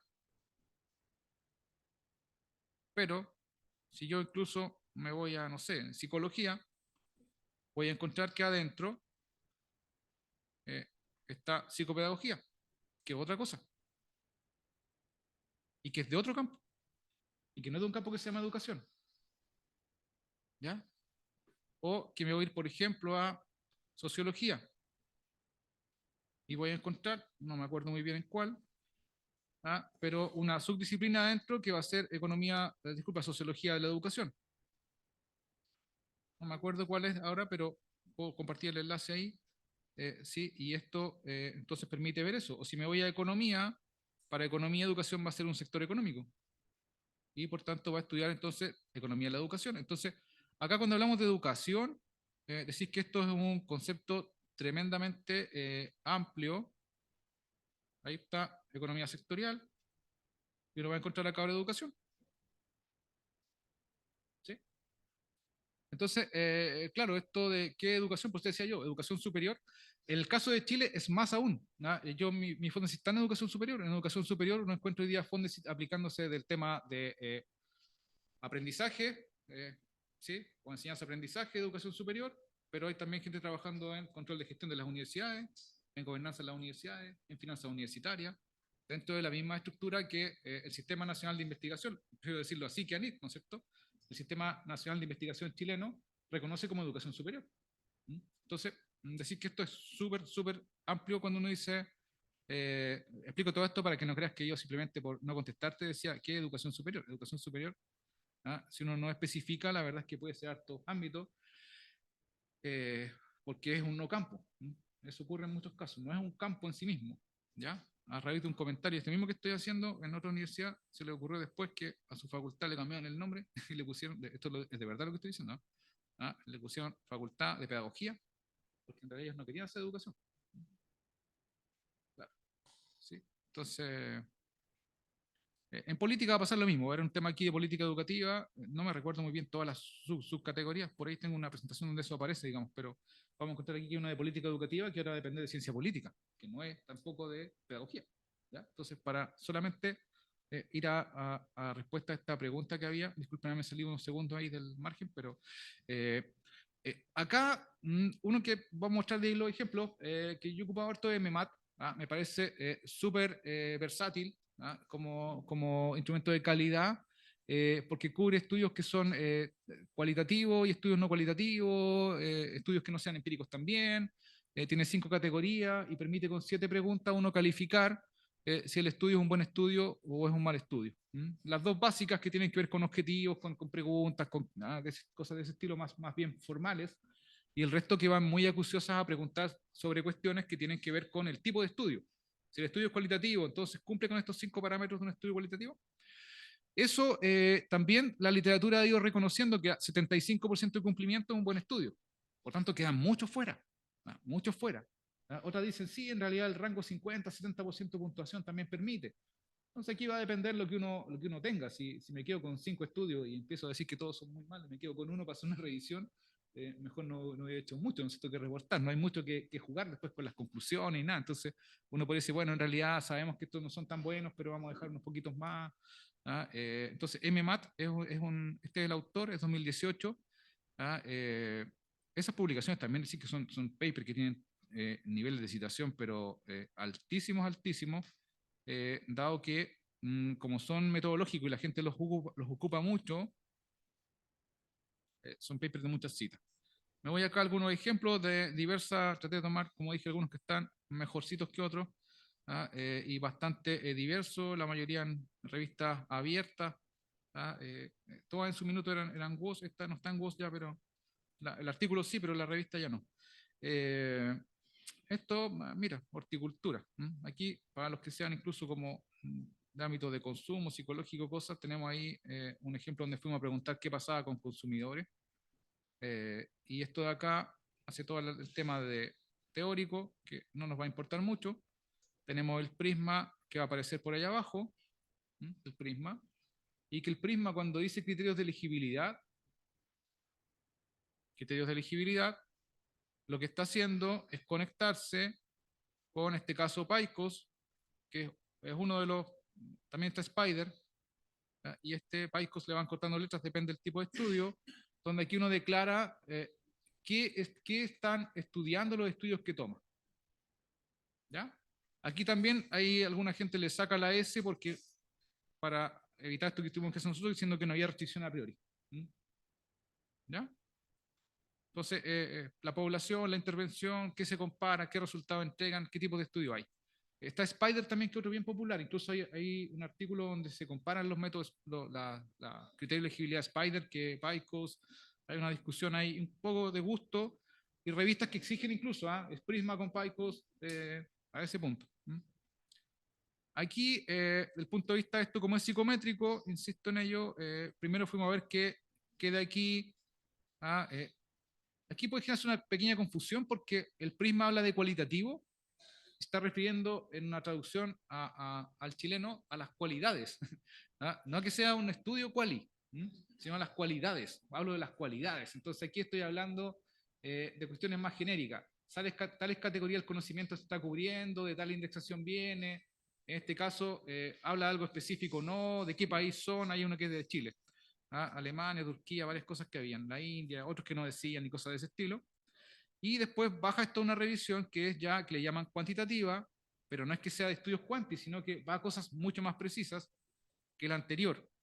En este caso, estos son los artículos sobrevivientes de la etapa anterior. Estábamos con métodos que son psicométricos. Entonces, ¿qué están reportando? Había estudios factoriales exploratorios, confirmatorios, solo tablas ANOVA, chi cuadrado, estudios no paramétricos, componentes principales, análisis descriptivo estadístico, distintos métodos. Y acá nos interesaba quedarnos con algo que estuviera preguntando, con una estructura de las encuestas, así que nos fuimos a esto. Llegamos a estos 3 estudios, 4, disculpen. Estos también eran no accesibles, no encontrábamos los estudios, escribimos a los autores, recuerdo ellos que me enviaron el estudio de la India y este profesor de Italia, que fue el que tiene esto que está malo, eso no debe tener un valor mayor que 3, y su estudio está publicado igual en una revista Q1. Creo que se ha arrepentido de habernos mandado el estudio, que nos mandó por ResearchGate, parece ilegalmente, nos envió el artículo.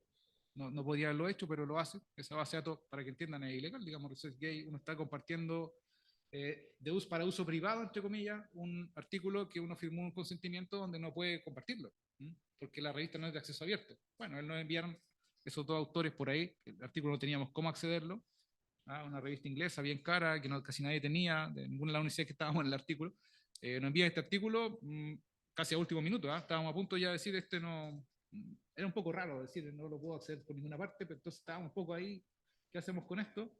Y nos llega el artículo y cuando vemos que en realidad eso que no debía ser mayor que 3, dice 3,5. Y el artículo publicado y todo. Lo dejamos ahí, decimos más abajo aquí que el artículo, no entendemos que está malo, digamos, que no sirve, y nos quedamos con otro al final en función de eso, que tiene variables interesantes, pero que no entendemos ni cómo lo publicaron. Y ahí está incluso unos datos de los artículos. Una vez entrega aquí la base de datos completa de los 709, para que si alguien quiera hacer el ejercicio de nuevo y recalificarlo, recalifique, o sea, de verdad, toda la transparencia que puedan, creo que ayuda.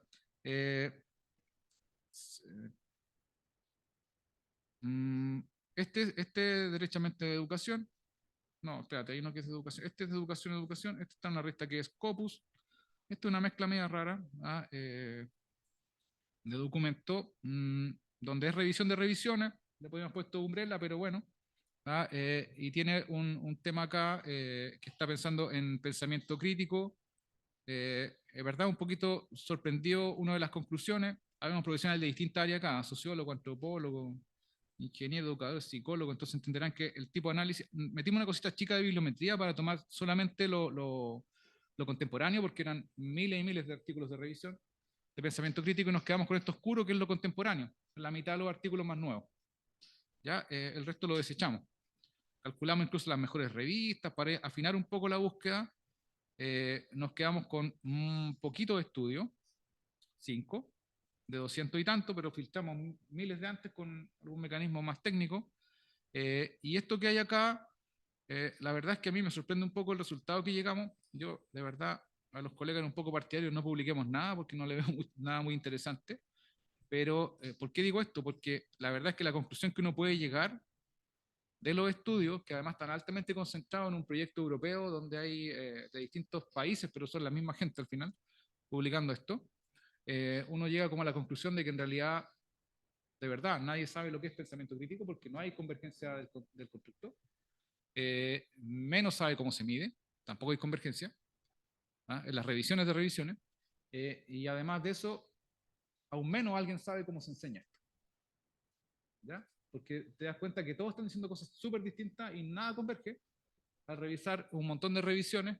¿Ya? Por tanto, en realidad, si alguien quiere etiquetar alguna cosa de pensamiento crítico, muy probable, ahí hay bastante detalle ahí de categorías que inventamos, de distintas como era gente de mucha disciplina, todos se nos ocurrieron cosas distintas y armamos varias columnas para comparar los artículos, pero de verdad es como, no sé qué, a qué nos estamos refiriendo cuando hablamos de pensamiento crítico, que de verdad es como que como que no existiera. De verdad el constructo no se asienta. Entonces creo que desde el punto de vista de los que están en algo más teórico, también es interesante decir, mira, en realidad el constructo de verdad no tiene ninguna claridad. Hay gente diciendo unas cosas y otros, me va a saltar algunos ahí, pero hay más, digamos.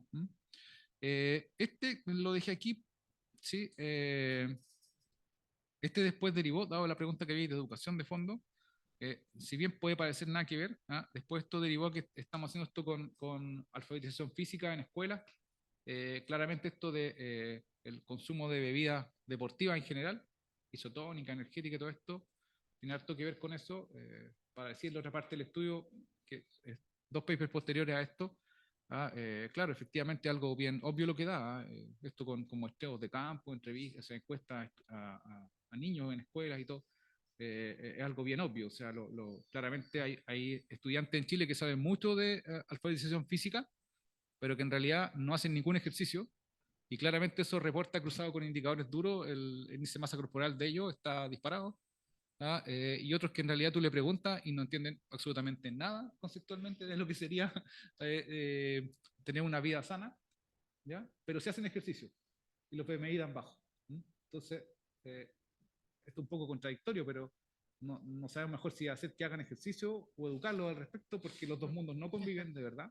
Esto con una muestra más o menos grande de establecimientos escolares.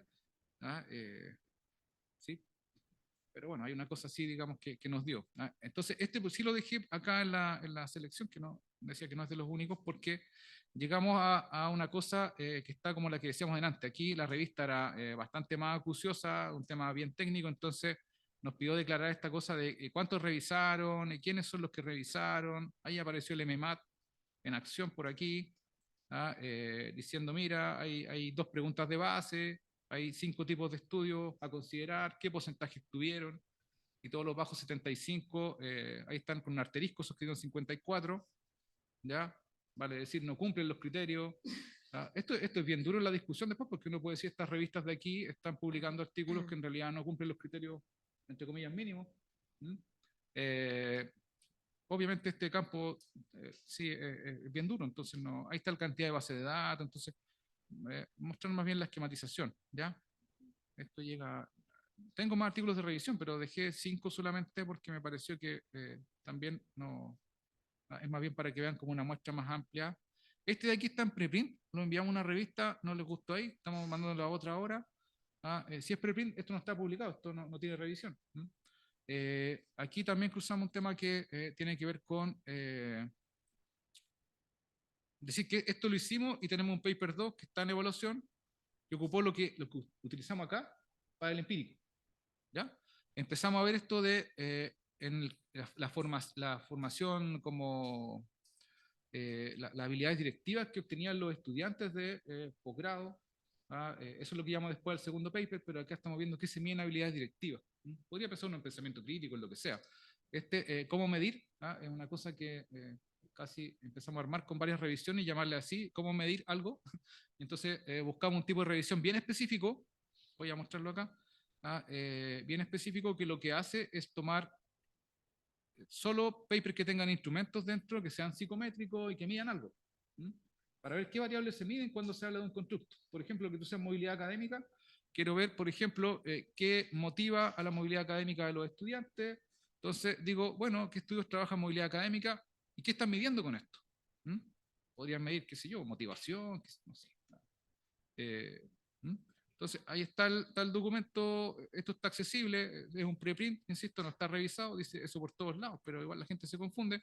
Ahí está el PICOS, sí, aquí había tomamos todos los campos acá, cuando había en los papers preguntas a empleadores, a empleados, a profesores, a estudiantes, tenemos ahí el PICOS, también casi 7000, nos quedamos eso con 10, distintas causas por las que se fueron eliminando cosas, revisar 800 artículos y empezar a decir esto sí, esto no tiene nada que ver. A veces los títulos son un poco obvios. También una descripción genérica, en qué base de datos están, incluso cuánto es el tamaño de la muestra. muestras súper grandes, chiquititas, de todo lo que había. Quedó un poco feo aquí el PDF porque estaba al otro lado y lo dieron vuelta aquí. Dame un segundo. Acá entonces ahora los tipos de instrumentos que estaban midiendo, todos con variables, por así decir, latentes, mediciones complejas, factoriales la mayoría, ¿ya? Sí, un poco eso es lo que se pide ya cuando uno hace escalas Likert. ¿Qué test tenían adentro reportados? Los parámetros que entregaban y comparamos aquí los papers por todos esos parámetros. ¿Ya? De aquí seleccionamos uno o un par que terminamos diciendo, este de acá, este es, sí, este mismo, este de Indonesia, que nos pareció el más completo. La verdad es que usaba un test de empleabilidad canadiense. Y entonces este lo tomamos y lo tenemos en un segundo paper, después publicado. Entonces sí, también esa vía de la revisión tiene esa utilidad. Yo podría decir, la verdad es que me basta con una revisión entre medio, pero aquí tengo la mejor escala o tengo los mejores casos a estudiar. Lo que piensas tú, por ejemplo, los mejores casos, los casos que hay de movilidad estudiados en, me dijiste, Perú, Bolivia y Chile, son estos 10 artículos y no hay más en el mundo. Y son tales universidades, entonces podría ser que yo contacto a la gente de esta universidad y trabajo con ellos ahora. ¿Ya? Entonces, decir que esto puede dar para mucho. Yo puedo tomar los instrumentos como mi objetivo a revisar, como en este caso. Puedo tomar casos de estudio, puedo tomar constructos teóricos. ¿Ya? Entonces tiene esa versatilidad el método y lo único que le va a exigir es que haya muchos detalles simplemente. Lo que mostramos antes del Equator básicamente era para ver que hay parámetros, pero hay más. El MMAT no está ahí, por ejemplo. ¿Ya? ¿Sí? Incluso hay protocolos para decir la calidad de una encuesta online. La calidad de una encuesta online. Claro, ¿sí? También decir que esto de los comités de ética es tremendamente útil conocer estos protocolos. Porque claro, alguien te dice, pero esa encuesta fue online, entonces sí, pero es que cumplió el protocolo, cherries en este caso, cherries, así como cerezas, ¿ya? Ese me exigía que hubiera un soporte tal de la base de datos, un acceso, unas cosas, y yo tomé decisiones con un protocolo estandarizado. Entonces, decir que, claro, es un método, yo a veces digo, es un artículo poco ambicioso, porque no hay a veces la gran novedad de un experimento, ¿no es cierto? Pero pareciera así, insisto que puede llegar a una cosa muy compleja de la agregación de muchas publicaciones, pero por otro lado es súper honesto, o sea, lo único que hace es decir, este es un método, detalla mucho el método que utiliza, protocolos que utiliza, y llega a algo que es haber cumplido el método. Y por tanto determinar los buenos instrumentos, los buenos casos, o los casos bien reportados, por decirlo así, no es que sea un caso de éxito el que encuentres, sino un caso tremendamente bien reportado, que te permite a ti entender, por ejemplo, cómo levantar un caso, por ejemplo, ahora tuyo, respecto del tema de movilidad académica. Sí, si vamos a los compañeros que están acá del doctorado de química, a lo mejor, claro, yo puedo pensar aquí, se están reportando con detalle el equipamiento que hay o no. Los reactivos, qué características tienen, las condiciones en las que hizo el experimento, ¿son las mismas o no son las mismas? ¿Ya? Entonces me podría permitir entender por qué a veces tengo errores en mi, o me están dando cosas distintas. Hice un experimento y no me dio lo mismo que, no sé, en Estados Unidos, pero es que el tipo de instrumental que tenían no es el que tengo yo. O compramos los insumos incluso en otro país, ¿no es cierto? En el caso de ustedes, sé que hay de varios orígenes que hay insumos, digamos. Entonces podría haber tremenda diferencia en que el insumo viene de otro lugar. Entonces, para decir que esto tiene todas esas versatilidades, estamos mostrando un paneo de los 14 tipos de instrumentos, algunos de acá, algunos ejemplos, y yo recomendaría que si la idea es pensar en publicar una revisión, creo que el ejercicio hay que hacerlo un poquito al revés, ¿no es cierto? Y decir, me gustaría en esta revista o en este conjunto de revistas publicar una revisión, ir a esa revista, leer bien lo que pide para la revisión, porque me va a pedir prisma o a veces no me va a pedir mucho, depende de lo que sea la revista, depende del campo en el que esté en realidad. Algunas están muy sofisticadas con las revisiones. Y después de eso, revisar algunas revisiones que ellos hacen. ¿En qué base de datos buscan realmente para este campo? En particular, uno podría pensar en educación, y quizás cierro con eso y de ahí damos algunas preguntas, me imagino. Sí. Uno podría pensar en el caso de educación súper específica, esta base de datos, yo no la recomiendo para descargar artículos porque no es tan espectacular en eso, pero tiene dos cosas. Primera, voy a tomar tu mismo ejemplo, vamos a ponerlo como corresponde, si al revés, ¿no es cierto? Academic mobility. Voy a pedir incluso que incluya sinónimos y, como llaman ellos, términos muertos. Algo que ya no se usa. ¿Ya? Y no encuentra nada. ¿Ya? Este es un tesoro de educación. Voy a pedirle entonces mobility. Y ahí se encuentra distintas cosas. Entonces, para ello es más adecuado hablar de movilidad de los estudiantes. Y eso podríamos ver qué es lo que es, porque es distinto la movilidad de alguien se mueve de un país a otro a la movilidad social del estudiante. ¿Ya? Y es distinto a movilidad educacional. ¿Ya? O a facultades de movilidad. Y aquí cuando está en cursiva, movilidad de la familia, dice que esto es un término muerto. Ayuda a la movilidad. ¿Ya? Solo para que hagan acto de fe. ¿Sí? Ahí está. Y esto entonces dice mejor, anda a buscar el término migración que esto. Y en movilidad del estudiante, ahí describe lo que es movilidad del estudiante. ¿Sí? Si ya tengo eso, y tengo claro que por ejemplo es este, ¿te parece a ti que es ese o no? ¿O estás pensando en movilidad social? ¿La gente se mueve o genera movilidad social? ¿Se mueve de un lugar a otro físicamente? ¿Sí? ¿O social? ¿Cuál quiere revisar? Ya. Ok. Distinta. Aquí, como ve, incluso dice esto que movilidad educacional, ¿no es cierto? No confundir con movilidad educacional, que es distinto, especialmente tal fecha, el alcance, ¿ya? Y me dice ahora, bueno, vamos a buscarlo dentro de Eric. Y ahí encontró una cantidad grande de documentos, grande, ¿no? Aquí la ven, digamos, está incluso del 24, son 67. También tiene una tremenda diferencias para seleccionar. El problema que tiene Eric es que las fuentes de las que se alimenta son múltiples. O sea, cosas de súper buena calidad y otras cosas que son de una calidad un poco gris. Me complica más lo gris que lo que está mal. Si algo está mal y yo sé que está mal, no hay problema. El problema es cuando no sé muy bien si esto es bueno o malo. Sí, creo que también esto a quien nos preguntaba antes le puede dar alguna posibilidad de búsqueda. Solo para volver a ese mismo ejemplo, si pinto aquí Higher Education como nivel educacional ahora, hay 1500 y probablemente son todos temas distintos, de esos 1500 que están solo en movilidad de educación superior. De todas maneras, tiene una cantidad de filtros importante, pero como para armar una revisión sistemática de acá es complejo, insisto, por la calidad de las fuentes de las que se alimenta. Son múltiples. Puede ser un repositorio de tesis de una universidad, versus una revista ultra super indexada en WOS, y uno sabe que hay distancia entre esto.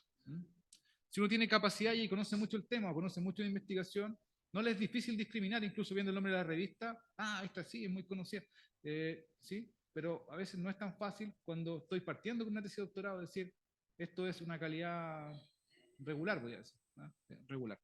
¿Ya? Pero sí para el campo de educación es súper buen instrumento para buscar buenos términos de búsqueda.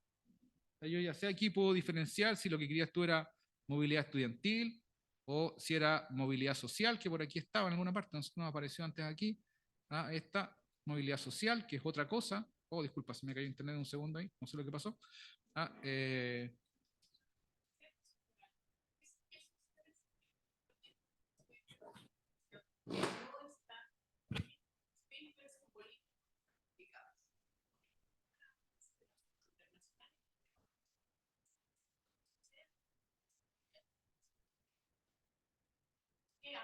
Lo declaro también en mi artículo.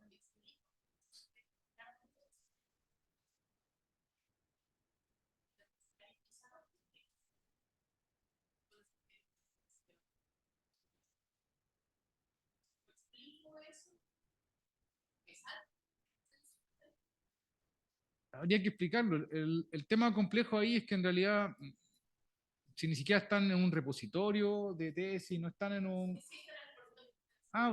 bueno, entonces puedo ocupar eso, es decir, que una de las fuentes fue el repositorio de las universidades. ¿Por qué hubiera sido complicado si no? Porque en realidad, ¿por qué alguien te debería creer, digamos, de que esto existe?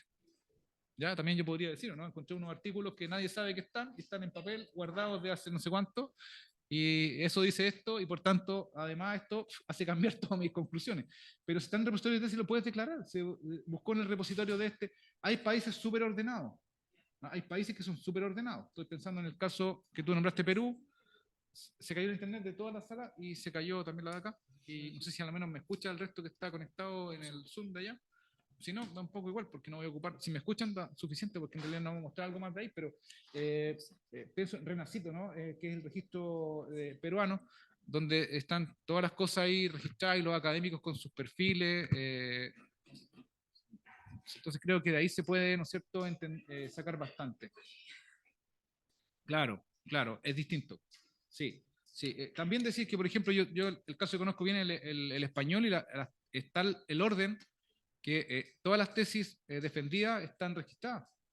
Todas registradas. O sea, algunas tienen el cuerpo completo, otras no. Pero están todas las tesis registradas. ¿No?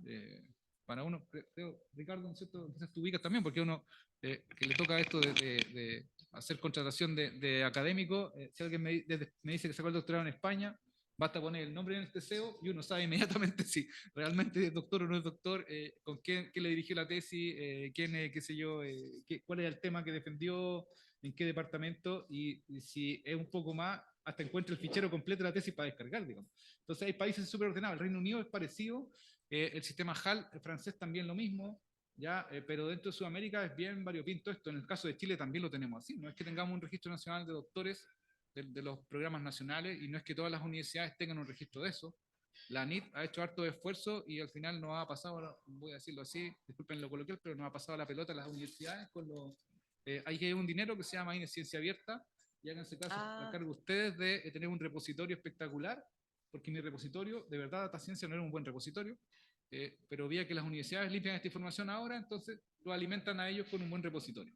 ¿Ya? Entonces hay un tema ahí, digamos, que en Chile se está limpiando esto, están estandarizando los repositorios de las universidades, pero pasa casi todos lados, digamos, que tenemos esta situación así.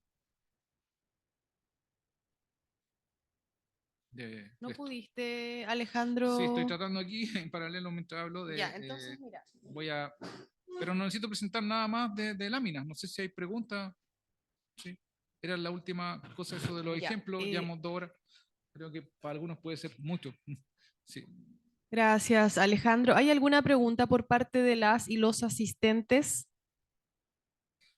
Tanto en Victoria como en Casa Central. Adelante. Las palabras clave obtenidas en ERIC Ajá. son estandarizadas para todas las revistas o dentro de las indexadas en ERIC. No es que están analizando todas las revistas. El problema aquí no son las revistas, son los autores. Con las palabras clave nos pasa lo mismo. Los autores, de verdad, si vos, Clarivate, que es el dueño de WOS, es una empresa europea, la compraron la inversión china hace unos 10 años, o 15, a esta altura puede ser, y se dieron cuenta inmediato que en realidad los autores no sabían colocar palabras clave. Eso suena duro, pero la verdad que es así, porque las palabras clave lo que hacen es ser un metadato que permita encontrar el artículo de manera fácil. Por tanto, no es muy conveniente que ese metadato adicional ya, por ejemplo, esté en el título, porque nos aportó una cosa más para encontrarlo. Tampoco es bueno que si ya está en el resumen, porque ya la base de datos la está buscando por título, resumen, cuál es la adicional que me entrega esa palabra clave. Y además lo que pasaba es que esas palabras clave no permitían hacer una agregación del documento. Una agregación del documento. Entonces, cuando intentaba juntarlos, la verdad es que quedaba solito, no se juntaba con nadie porque sus palabras clave no eran convergentes. Entonces hay una segunda categoría ahí. Entonces yo creo que, pues, 2 cosas interesantes. ¿Tu nombre era? Juan, 2 cosas interesantes puede ser acá. Uno, Eric, lo que sí tiene en su tesauro, no en la colección, la pestañita verde que pinché yo, tesauro, tiene términos que están muy asentados. Entonces, si el autor entiende de esto, debería usar esos términos. ¿Ya? Y esa información viene de las mismas publicaciones. Entonces ellos lo que están haciendo es decir, mira, en realidad esto se usaba mucho en las publicaciones y uno encuentra en campos que llevan a veces 60 años, 70 años de publicación o 100 incluso, te dice, mira, hasta tal época se usaba este término, la verdad es que ahí para adelante el término más asentado, más utilizado es el siguiente, y hay una evolución a veces de 3 términos para lo que tenemos hoy día. Entonces te ayuda bastante esto, pero no es que sea 100% de efectividad, ¿ya? Y lo otro es tomar los mismos documentos que tú revisas como interesantes y y ver qué palabras clave usan esos autores. Si la literatura es en español, ojo con esto, porque a veces incluso la traducción que se utiliza es tremendamente compleja. A mí me pasó con una doctoranda que está haciendo su tesis en la Universidad de Valladolid. Trabajamos ahí con la tutora de ella, uno tiene el rol de director, y claro, buscamos un término que en España era súper atractivo, pero cuando uno lleva la traducción en inglés pierde un poco sentido. La traducción del inglés al español es distinta a la que se usa en España. ¿Ah? Entonces llevamos un peregrinaje de varios meses en varias revistas con el artículo que quedó bastante bien, diría yo, pero que en realidad, desde el punto de vista metodológico y cosas, digo porque es un ejemplo que es una revisión. ¿Ya? Y claro, esto al final yo creo que alguien que lo ve de, no sé, del Reino Unido, de, qué sé yo, de China, dice, ¿qué es estas cosas que están estudiando? Porque el concepto de verdad no es muy entendible fuera del mundo hispano, incluido Sudamérica, y que también lo usamos así, digamos, pero... entonces ahí yo creo que hay que tener un cuidado, porque si la palabra es más elegida, claramente hay a campos inesperados. Se entiende, ¿no? Si tenemos argumentos falsos, vamos a llegar a cualquier cosa, sí, como resultado. Gracias, Juan. ¿Una otra pregunta? En la sala pareciera que En no. la sala de... ¿Me escuchan los colegas y las colegas de Victoria? Sí, sí se escucha. Ah, perfecto. ¿Tienen alguna pregunta? No, todo claro. Por acá, Perfecto. gracias. Muchas gracias. Y disculpa si ya se respondió esto, pero ¿qué determina el volumen de bibliografía que se utiliza en una revisión? No hay. No hay. Es un problema, yo diría hoy día, porque de verdad que me parece a mí, lo personal, para mí un desafío que estamos tratando de armar algo ahí con ver qué tan eficientes son estas consultas, porque hay en campo incluso donde hay más revistas todavía, disculpa, más artículos que se toman para quedarse con 5, 10. Entonces me parece que eso es tremendamente gravitante, porque es muy ineficiente la búsqueda que se están haciendo en las revisiones. ¿Qué pasa al revés con esto? ¿Cuál es el problema que está generando eso? Que si, por ejemplo, acá, ¿tu nombre era? Mandamos un artículo de Paola con 709, en alguna revista van a decir, ¿y por qué revisó 709 tan poquitas? Si en realidad lo que se estira son a hacer 5000. Y uno va a decir, pero en realidad, ¿quién revisó 5000? Nadie. Declaran 5000, incluso alguna gente lo pone hasta en el resumen, hemos revisado 5000 artículos. Después uno mire y la verdad es que revisó 50 o 20, porque el resto lo eliminó todos antes, muchos de ellos por causas ni siquiera, digámoslo, muy profundas, sino que simplemente estaban no accesibles, estaba solo el resumen, no el tu cuerpo completo, el idioma no tenemos idea de eso. Entonces, claro, esto nos genera al revés, al revés, es peor todavía, que nos genera un problema hoy día. Si uno manda una revisión más especializada, o sea, una búsqueda más precisa, incluso podría ser que una revista te haga problemas. Ahí me ha tocado decirle a algunos doctorandos, la solución es simple, tenemos que ensuciar ahora la búsqueda, porque tenemos una búsqueda súper precisa, pero sabemos que en esa revista miramos lo que están publicando y todos dicen, no, 5000, 4000, 3000. Entonces, insisto que discúlpeme que use este término un poco casi comercial de los canales televisivos, digamos, pero es casi on demand esta cosa, ¿no es cierto? Yo insisto en eso, si uno va y mira la revista y quiere publicar en esa revista, tiene que ver qué hace esa revista.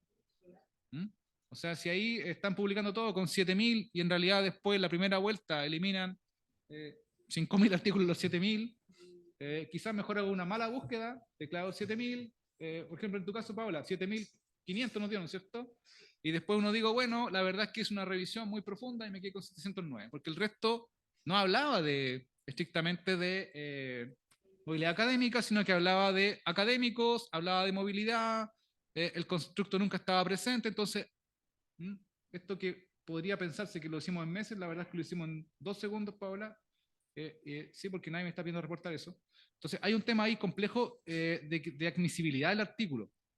Eso digo que es lo peor que le puede pasar a uno como autor, porque no es que me digan que está malo, que hay que corregir o que nada, simplemente me dicen es no admisible. Y uno dice, ¿y cuál es la causa? Y la respuesta siempre es un correo, en las revistas más grandes más bien, ultra genérico.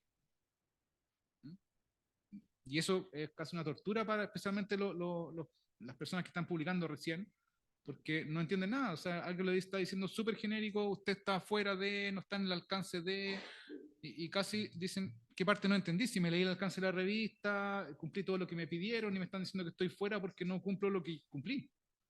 ¿Ya? Que es típico ese correo genérico que llega sí, ha sido rechazado y no ha pasado nunca revisión. Es el editor el que revisa, que también le insisto que no es el editor ni siquiera, es una máquina que dijo, ¿sí? Está declarando 7.000. A mí nos pasó una revista hace poco que nos dicen esto, que nos piden algo más porque nos empiezan a pedir la copia del prisma, el checklist. Decía porque nuestro sistema, así tal cual, nuestro sistema detectaron que esto es una revisión sistemática. ¿Mm? Necesitamos que usted entregue la hojita con el checklist del prisma. Bueno, teníamos la hojita, hubo que mandarla, pero está ese punto de esto. Sí, no sé si hay otras preguntas. ¿Alguna otra pregunta? Bueno, muchas gracias, doctor Alejandro. Este ha sido el primer taller presencial. Un gusto haberlo tenido acá en la Universidad Arturo Prat. También saludar a la distancia a las colegas y colegas de Victoria. Antes de finalizar, queremos hacerle entrega de nuestro Orgullo UNAP, uno de nuestros orgullos de la universidad, que es el vino del desierto. La entrega la realizará el director de investigación de la Universidad Arturo Prat. Gracias. Bueno, y por último, invitarlos a un pequeño refrigerio. Así que esto ha sido todo. Muchas gracias por la asistencia y nos vemos en una próxima oportunidad. Gracias.